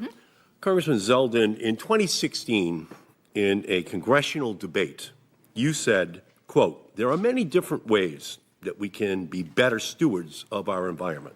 The key is to reduce our reliance on fossil fuels, to become more environmentally friendly, and to pursue clean and green energy." Do you still believe, Mr. Zeldin, that it's our job to reduce our reliance on fossil fuels? Ideally, Senator, to the extent that, first off, I support all of the above energy. No, I didn't ask you that. I said, do you believe it's imperative that we, using your words, reduce our reliance on fossil fuels? Do you still believe that? In considering all factors, in an ideal world, we would be able to pursue always the cleanest, greenest energy sources possible. Well, I'm not hearing you say that you agree with Lee Zeldin in 2016. So that means that we're in a completely different context than for your I love, I'm just going to pause this for a moment because we're getting to the good stuff. I love when these nincompoop senators think that they've caught them, and they haven't. If they don't get they get lost. If they don't get the exact answers they want. Like, well, you said this in 2016. Well, I just slightly different context, and I had a slightly different position on it then. But I mean, obviously, if we can find greener alternatives that work for the American people. I mean, by the way, that's a common sense approach. I don't have anything against solar energy. I don't have anything against electric cars. I don't have anything against even wind energy, although there are some dramatic drawbacks to wind-based energy based on the turbines and how they produce it and the impact that they have on the very same environment that some of these liberal knuckleheads claim that they want to save. That said, I don't have anything against this on balance, as long as the free market drives it and as long as we do not do it as a substitute for that which works and drives the economy of the United States of America and, by extension, the world, fossil fuels. We can do both. We can do both. More on nincompoop Markey. Nomination hearing. Do you see the fires in L.A. right now? Did you see the storms ripple through Georgia and through North Carolina? The threat of climate change hasn't gone away. So he's blaming hurricanes on climate change. He's blaming fires set by arsonists or fires that have occurred naturally over the entire history of human existence in California. He's blaming those on climate change. Even the most radicalized meteorologists will tell you that individual events cannot be looked at and identified as any sort of climate change. Besides, is the suggestion... So what Markey is saying, what you have to believe is that California only became drought-stricken because of climate change. California, and more specifically Los Angeles, was built on the coast of what is ultimately to the east a desert at the time that people landed there. It's never not had drought. Because the only way you can believe that this is born of climate change is to believe that it was once a fertile valley, it became a drought-stricken area because of climate change, because there's no more rain, because of something that happened in the atmosphere due to man-made causal factors. You understand how this works? Or do you understand how it doesn't work? I don't think Markey knows what the hell he's talking about. I think he's just reading off a piece of paper that was given to him by a staff member. Did you see the storms ripple through Georgia and through North Carolina? I mean, what? Maybe I shouldn't allow myself to get annoyed by this type of thing. This dude is one of 100. The United States Senate is one of the most important deliberative bodies on planet Earth. And this nincompoop is a part of it. Did you see the storms ripple through Georgia? Tell me the time, sir, in human history that there have not been hurricanes. As a matter of fact, if you knew anything about weather or long-term climate impact, you would understand that hurricanes are necessary in terms of meteorological impact. Hurricanes are a mechanism by which planet Earth blows off steam. Don't believe me? Look it up. Senator Markey, did you see the hurricanes in Georgia? For your nomination hearing, do you see the fires in L.A. right now? Did you see the storms ripple through Georgia and through North Carolina? The threat of climate change hasn't gone away since you said that in 2016. And I'm just worried now your change of tone is politics and not the science, which you apparently did believe at that time. So, Mark, I mean, the climate change political angle has not changed in as much as it isn't about saving human beings. It isn't about any real belief that the climate is changing in any way that's going to create human beings' extinction. It is very much an anti-free market, anti-capitalist movement that is designed to centralize control of our everyday lives in one location, Washington, D.C., and with one group of people, political leadership. And they never have to, I said this the other day, they never have to take blame for anything. It's quite ingenious if you buy into the stupidity of it. They created a thing. Once again, let's reiterate, is the climate changing? Of course it is. It's the one thing the climate never stops doing. The climate always changes. From day to day, from month to month, from season to season, from year to year, and overall global climate changes have been happening since we can go back. I mean, we go back in time as far as we possibly can. And the climate has been changing and moving and swaying. We had ice ages, and then we had a reduction in the ice age, and we had a fear of another ice age, and we didn't have another ice age. Do human beings have some level of impact in all of that, in this grand, massive Earth of ours? Have human beings created a blip, a minuscule bit of influence with regard to the temperature? I cannot say one way or the other whether that is the case. But even if I grant you they have, these people want to change the entire structure of our civilized world as a result of something that they cannot prove on the whole, and they sure as hell can't prove that it's been a net negative.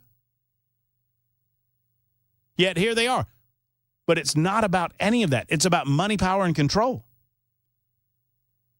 One of the reasons that many of the Democrats on Capitol Hill turned their backs on AOC is because Alexandria Ocasio-Cortez either had the intestinal fortitude, the cojones, if you will, or the stupidity to say the quiet part out loud. It's all about money.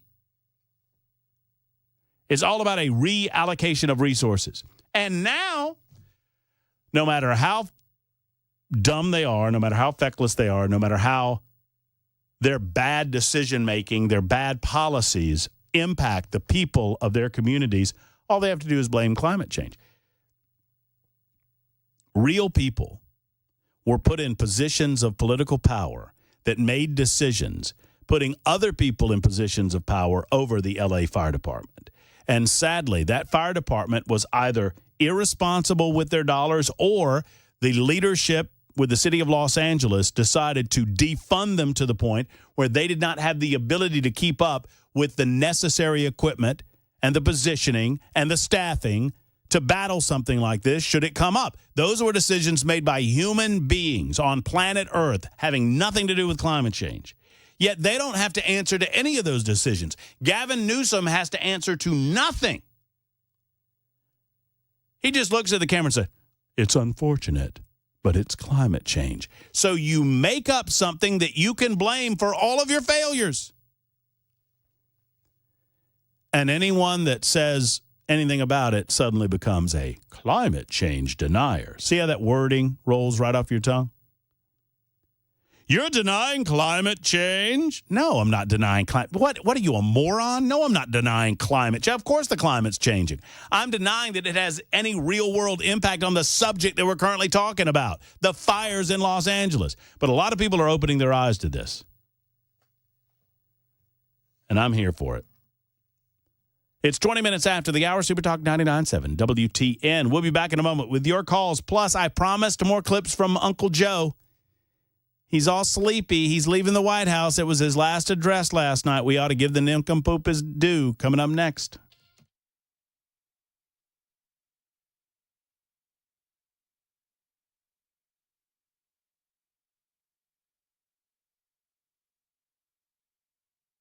Hello, friends. It's Matt Murphy for Tennessee Men's Clinic. So, are you feeling run down, sluggish, low energy, don't know why? Maybe you've lost a step in certain aspects of your life. Gentlemen, let's talk to you.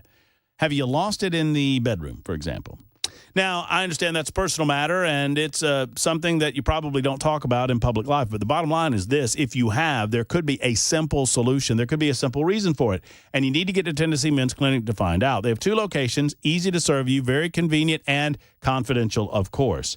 Now, what they do at Tennessee Men's Clinic, first and foremost, they're going to give you some tests. They're going to go over you. They're going to provide you with an examination, a comprehensive examination, and one of their qualified urologists will go over some of the results of that testing to include blood work. Maybe it's low T levels, and if it is, they've got a lot of different solutions for you. Or if it's something different, they can consult you on the remedy for that as well. Tennessee Men's Clinic helps guys who are feeling run down or sluggish, don't want to go to the gym, don't want to continue the workouts, don't want to work around the house, aren't feeling it at the job, or Yes, in your intimacy, in your private time with you and your loved one. TennesseeMen'sClinic.com is the website, or give them a call and schedule an appointment. 615-208-9090, 208-9090.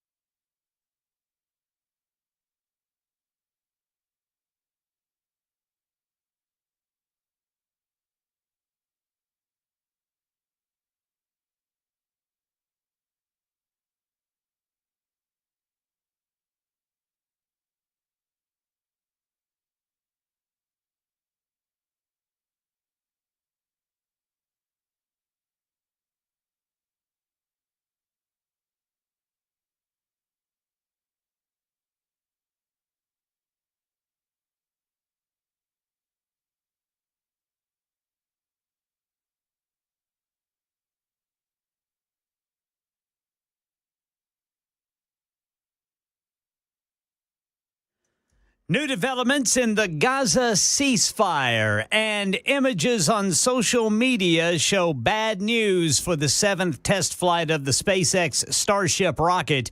These stories in the day's closing money news at 6:30 on Super Talk 99.7 WTN. All right, I've tallied up the votes. Ken Weaver, congratulations yet again. I mean, he's just walking away with it. I don't know what to tell you. Yay for me! Weaver, you were number 2 though. Meaning you were the Weber, first. you mean? Oh yeah. Why do I've been doing that since I got to afternoons, crossing over the Weaver Weber. You know, our surnames are basically derived from the same name. Really? Yeah. A Weaver and a Weber. Yeah. They were essentially comes from the same thing. You know. What was a Web? I didn't realize that. I don't even know that I know what a weaver is. You're talking about like a miller or a like weaving.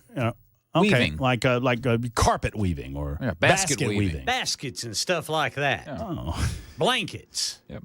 That's what. Suddenly this has gotten a little insulting. Tall tales. There you go. So a Weber is basically a derivative of a weaver. Yeah. Huh. That's true. What is the origin? And somewhere over across the pond somewhere? I don't know about Weaver, but Weber is German. Okay. Yeah. All right. Weaver, have you researched your lineage? Yeah, I'm from a bunch of Cherokees who came up from Florida. Yeah, there you go. And one of them stopped and married a farmer in Arkansas. Oh, well, that tracks. Yeah, so far so good. Well, you're the big winner, Weaver. Weber, you're number 2. Let's say it right. Weber's number 2, which means you're the first loser. I've been told I'm number 2 before in my life. I'm the second loser. So I'm better number 3, I suppose. So how much do you think some of the tickets for the inauguration are going for? A little surprised. You know, you can go for free, right? You don't have to have a ticket. I applied. I sent a note to my congressman for tickets. How'd that work out for you? Representative Andy Ogles said that while we would appreciate accommodating every ticket request, we are unable to accommodate your request at this time due to the overwhelming number of tickets that are being asked for. However, if you want to go to Washington, D.C. and stand in the freezing cold on the Washington Mall, you may do so for free. Well, that was nice of them. I guess all by the way, kudos to Dan Mandis of Nashville's Morning News for alerting us to the fact, based on his interview the other day, that Andy Ogles is not dead. I was a little worried. I mean, the FBI was after him. You know how that goes. And apparently he isn't getting my messages anymore. I'm glad he got his phone back. I suppose he did, because I heard Dan Mandis talk to him the other morning. And listen, I'm not knocking Dan. I'm glad Dan did talk to him. I'm glad that he presented himself before the listening audience of Super Talk 99.7 WTN. I'm just suggesting that, I'm a constituent, and, I'd like to have him on my show, too. I haven't said anything nasty about Andy lately. Oh, well. Well, no tickets from him. However, you can get tickets. Donald Trump will be inaugurated as the 47th president of the United States Monday. There will be many celebrations and many events and many balls. So you don't really need tickets just to go to Washington, D.C. You go up there, you can drive up, get yourself a hotel room, or you can stay in your car for for what it matters. You can go to the National Mall, and you will be a half mile away from the actual proceedings. As you get closer, they start tiering the event. What I did just moments ago, I saw the report that Nancy Pelosi will not be attending. She will not be attending the event. And you know what I did? I called her seat. So that's mine, right? Those are the rules. I'm not sure it works that way. Shotgun. Shotgun rules apply to inaugurations, I thought. I want to see everybody do the Trump dance during the Village People's performance. John Rich had a comment about this, and he's a good friend of the show. Where are all the conservatives standing up for our ability to just make some decisions on our own about who we support and who we don't support? The people going after not only the Village people, but Carrie Underwood. Have y'all seen the hell she's being put through? Nasty. It is bad. And look, you don't have to be a conservative. You don't have to be a Trump supporter. I mean, this woman is going to an event that comes along once every 4 years, or even, I guess you don't technically have inaugurations if you have re-election, so it's even more rare than that. And she was asked to sing one of the most blessed songs in the history of song. Yeah. And for that, she's just I can't believe you don't love your country if you're doing that. It's just like, get a life, people. And as John Rich put it, where are all these, I see all of these country music stars willing to stick their neck out for liberal causes and for liberalism. Oh, Garth Brooks, he's willing to play Joe Biden's inauguration or whatever it is. And I'm not knocking, I don't care what his politics are. I just want a little strength of character when it comes to some of my conservative friends. And I told Rich, you got to call these people out. He said, I know all these conservative A-listers that won't say anything because they're fearful. And they're fearful because of the construction. There are too many executives in this industry. There are too many people around them, agents and whatnot, telling them how badly it's going to go for them if they just say that they support this person or that person. Well, how bad's it going for Kid Rock nowadays? Yeah. I don't think he's going too bad. He seems to be doing all right. He seems to be doing fine. How bad's it going for John Rich nowadays? Seems to be doing all right. And once again, nobody's telling you how to think. Nobody's telling you who to vote for. I'm telling you, you do it proudly and loudly. Now, all that to say, I'm going to tell you how much these tickets are going for at this prayer breakfast. And I'm going to need to do, if I plan on attending, I'm going to need to pray for prosperity based on the amount of money that it's going to cost you. I'll tell you what it is in just a moment on Super Talk.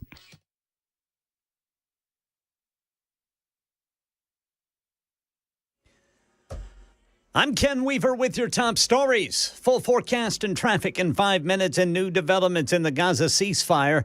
Jordana Miller says it appears the disputes which have held up the deal have now been resolved. ABC News says it's hearing from a senior Israeli source. The Prime Minister Benjamin Netanyahu will convene his security cabinet tomorrow to approve the deal. He does have the votes in his security cabinet. He'll then go to the larger government, his coalition. He has the votes there as well, even though there are parts of his coalition that oppose this deal. So he is expected, Israel is expected to be able to approve this deal by tomorrow. Way over our heads, images on social media showing some bad news for the SpaceX Starship launch today. Looks like the rocket broke up mid-flight. Images on social media show debris streaming across the sky. This was the 7th flight test for the SpaceX Starship spacecraft. It lifted off from Boca Chica Beach in Texas aboard the company's reusable Super Heavy booster today. And Money News, Michelle Franzen. Wall Street indexes dipped at the close of Thursday trading after Wednesday's rally in response to the latest inflation news. The Dow finished the day down 68 points. The Nasdaq dropped 173, and the S&P 500 slipped 13 points. Shares of United Health fell on Thursday after the company issued its first earnings report since CEO Brian Thompson was gunned down in New York City last month. The company faces rising medical costs. Analysts report more than 87% of collected premiums were spent on medical costs. Oil company BP announced it's cutting 4,700 jobs worldwide and eliminating 3,000 contractor roles in a bid to cut costs. Toyota's truck division Hino has agreed to pay more than $1.6 billion and plead guilty to violations related to submitting false engine, emission, and fuel consumption data. That's the latest news. Traffic and weather next. I'm Ken Weaver, WTN News.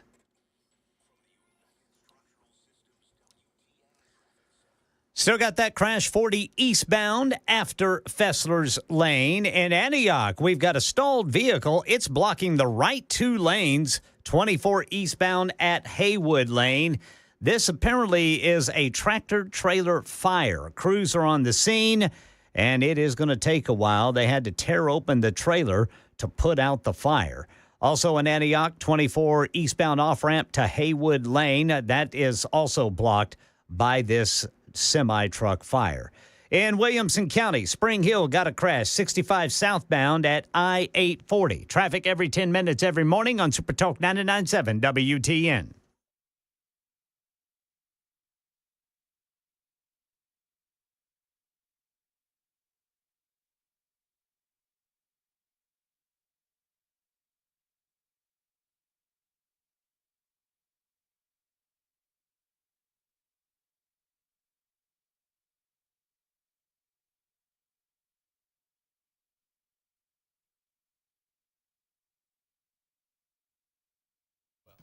Hello, friends. Matt Murphy for U.S. Pest. I love J.K. and Erica Brister. They've become friends, and I love talking about the wonderful company that they own called U.S. Pest. They've been growing by leaps and bounds since J.K. and Erica bought the company, and for good reason. One, they're great Americans. Two, they believe in the art of customer service. They understand pest control. They hire good people, and they do good things to keep the pests out of your home, and they are good people. And I'll tell you, it's a little something, but it means a lot to me. When I drive down the highways and byways of Middle Tennessee and I see a sign that says U.S. Pest on it, more often than not, that sign above it has an American flag flying because they understand the country that we've been raised in and they want to keep it. U.S. Pest is a great American company, and I invite you to call them for any and all of your pest control needs. They're great at what they do. 100% money-back guarantee at U.S. Pest for full-service pest control, termite protection, and crawl-space service protection. And now's the time of year that all those rodents and rats and mice and moles and all these things, they want to get inside of your home and take advantage of the warmth. Do not let them. Call U.S. Pest today. 590-1260. That's 615-590-1260, or go online to uspest.com. Tell them Murphy sent you to U.S. Pest.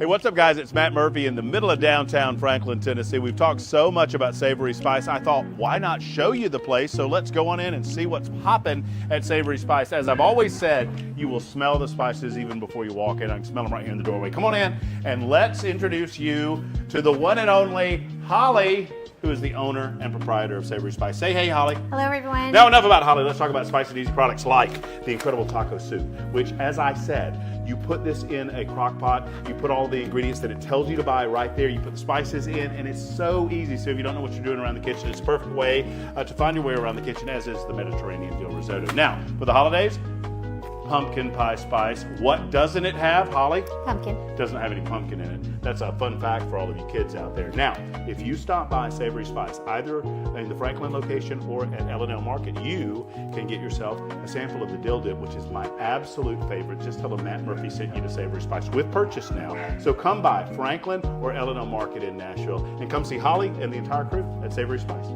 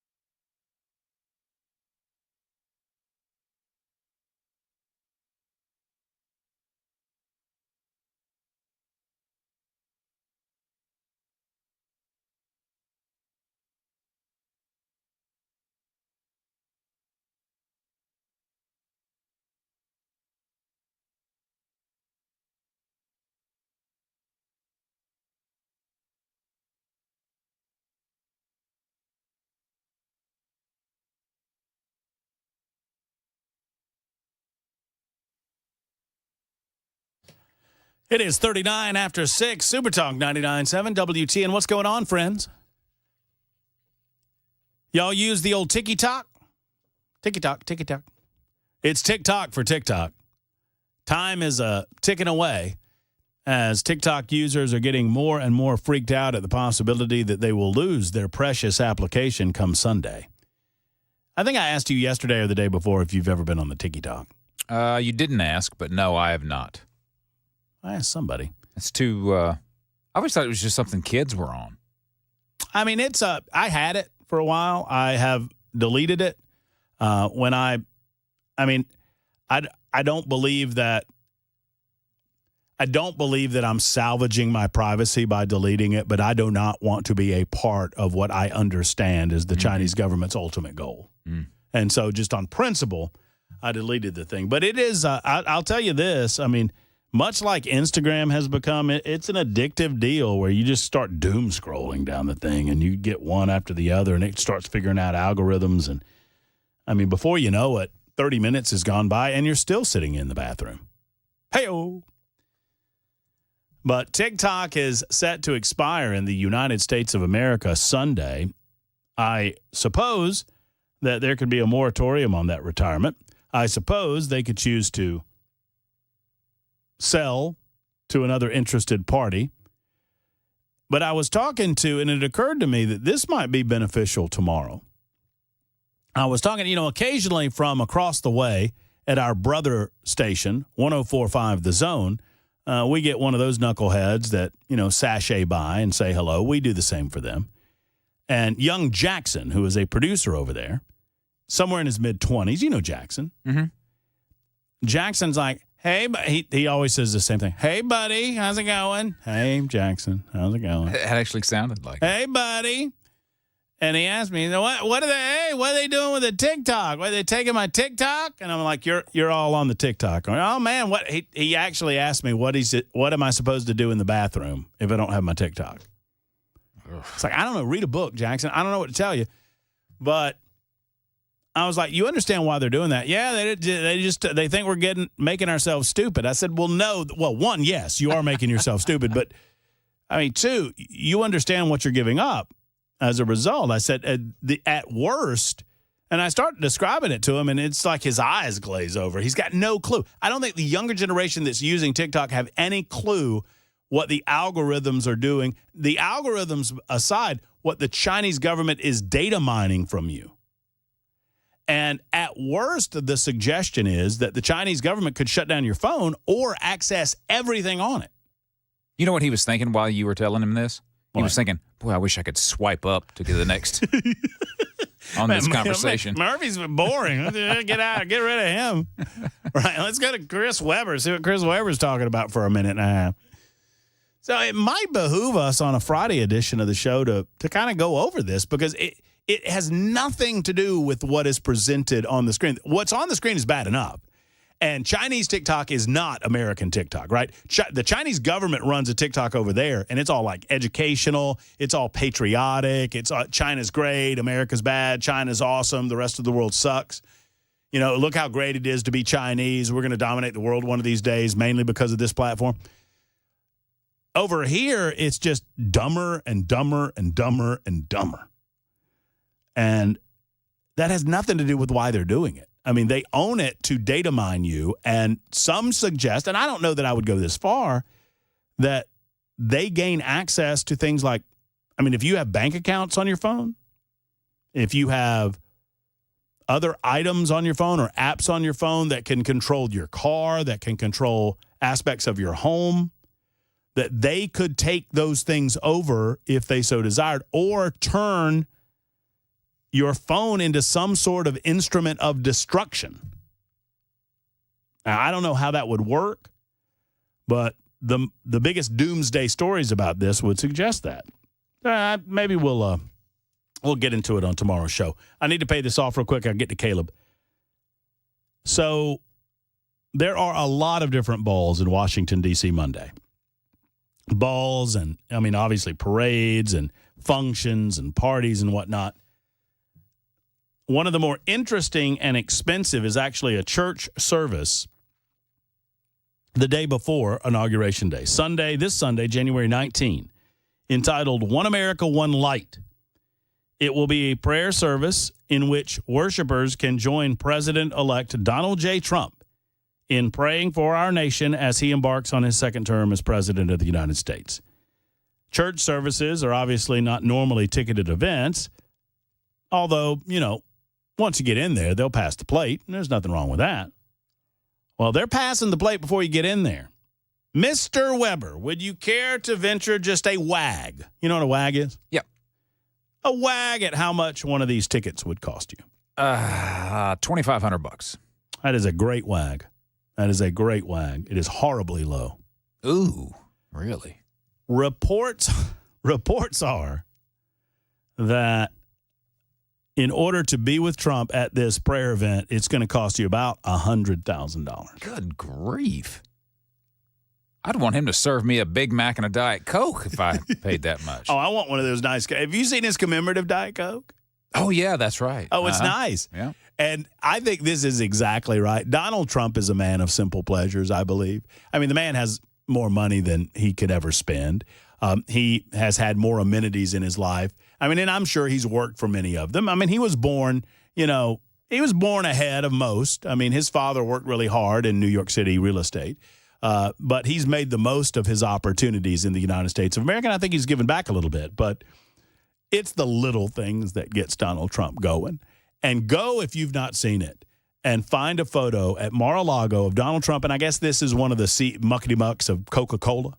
You know, Donald Trump is famous or infamous, depending on your point of view, at his consumption of Diet Cokes. Mm-hmm. And I'm told most of them are caffeine-free Diet Cokes. But I've seen him with Diet Cokes that don't look caffeine-free, so I don't know if that's fake news or not. One way or the other, he's a big Diet Coke guy. And so the CEO of Coca-Cola presented him with a Donald J. Trump, 47th President of the United States of America, January 20th, inaugural edition of a bottle of Diet Coke.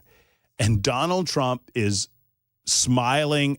I mean, it is as genuine and heartfelt of a smile as you'll ever see. He is genuinely elated.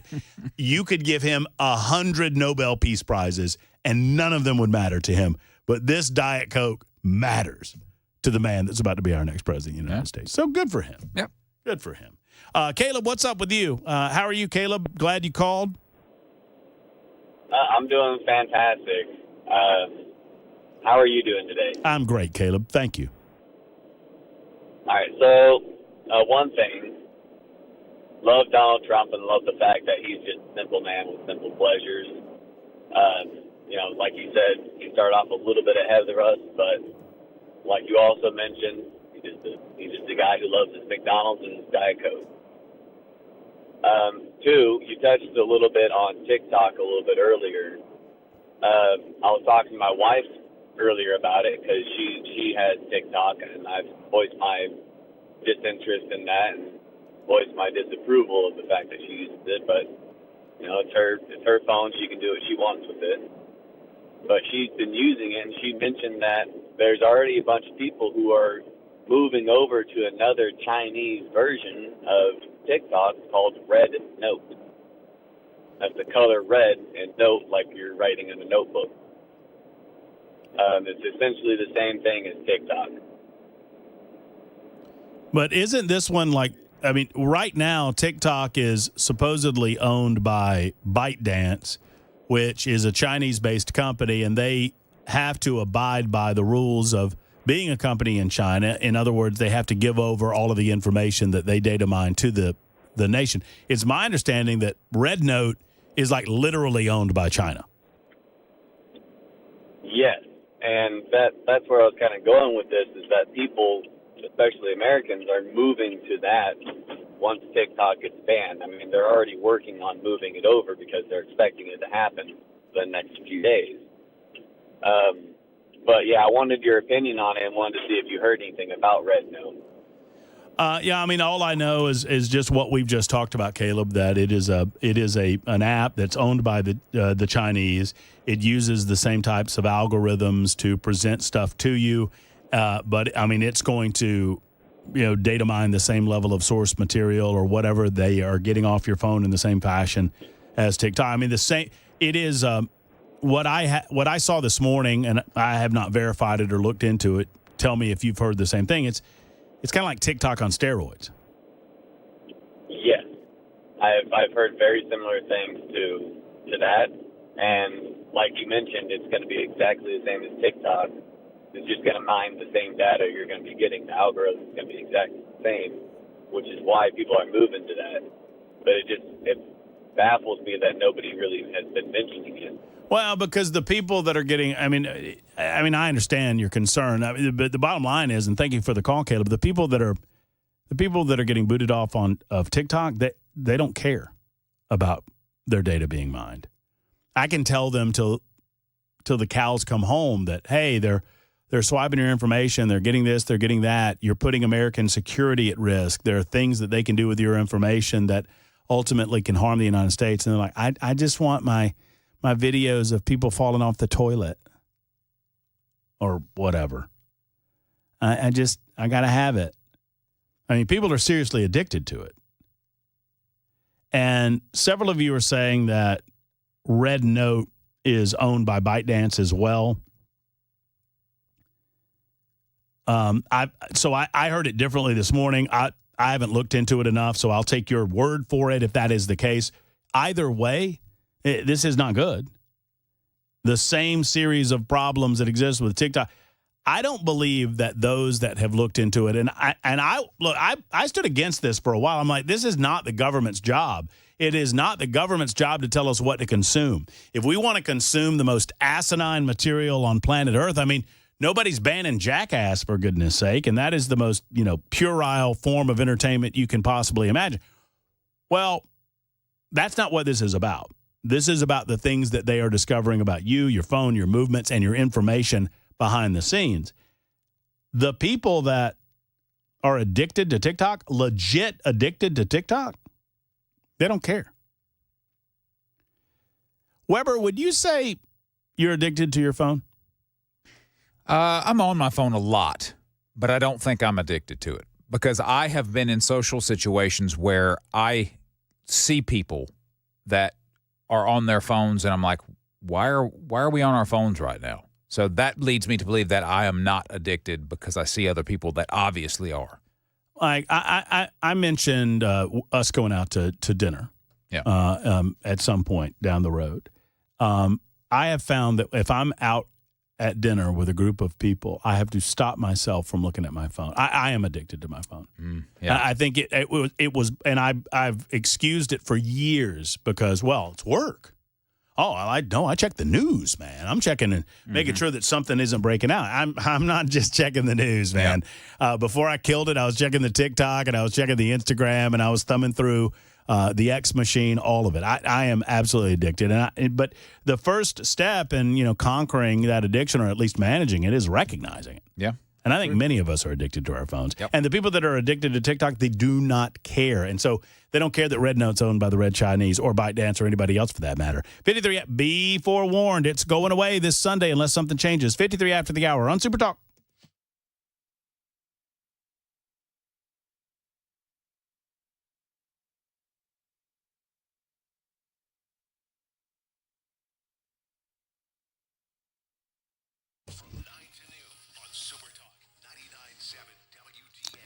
Hello, friends. Matt Murphy for Defend Systems. What is Defend Systems? They are a life safety and security consultation firm based right here in Middle Tennessee, specializing in physical security consultation and active violence mitigation.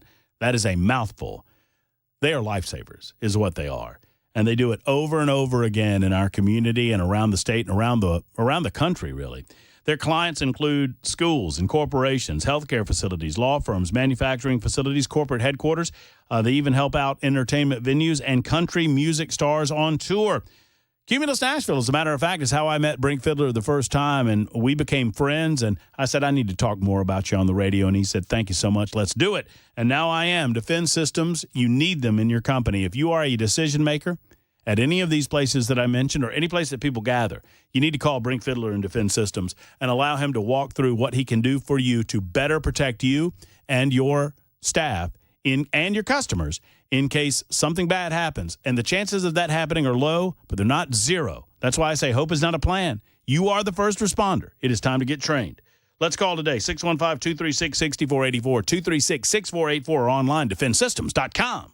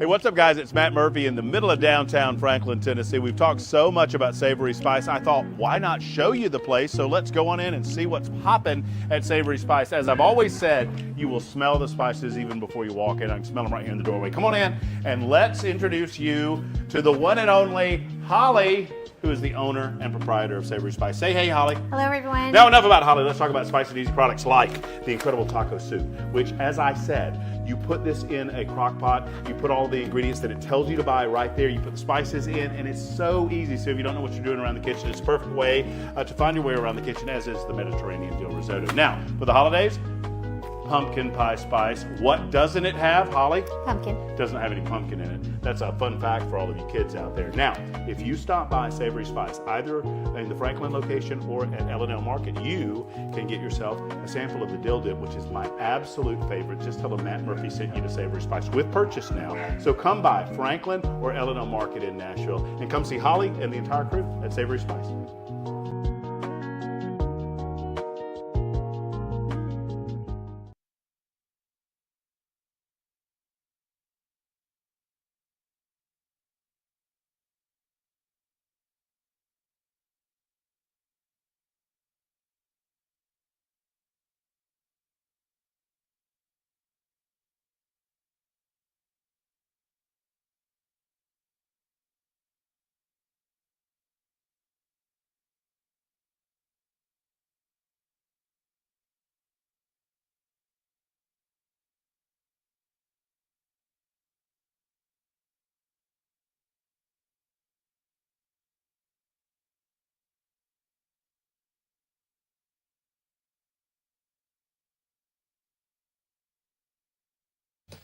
Might be a Friday subject. I was doom scrolling on my phone that I'm addicted to, and I was inspired with this question. If I told you that you could have any vehicle from a television show, what's the first vehicle that comes to mind that you would want? From a television show? Not from a movie, from a television show. Kit from Knight Rider. I thought about that one. My first inclination was a 1969 Dodge Charger. Yeah, that's a pretty Dukes good of one. Hazzard. But I think I've got a better one. Okay. The truck from Sanford and Son. That's an interesting choice. It's a 1951 Ford F1. Yeah. I looked it up because I think I might go with it. And then you just put a nice speaker system in it and just blare that Isaac Hayes riff all over town. Friends, we've got a Friday edition coming up. That might come up on the Friday edition. We've got Jay St. Clair and his Fried Jay. Plus a special treat at 3:30 with the director of a band. It's all to come tomorrow. Until then, so long, everybody.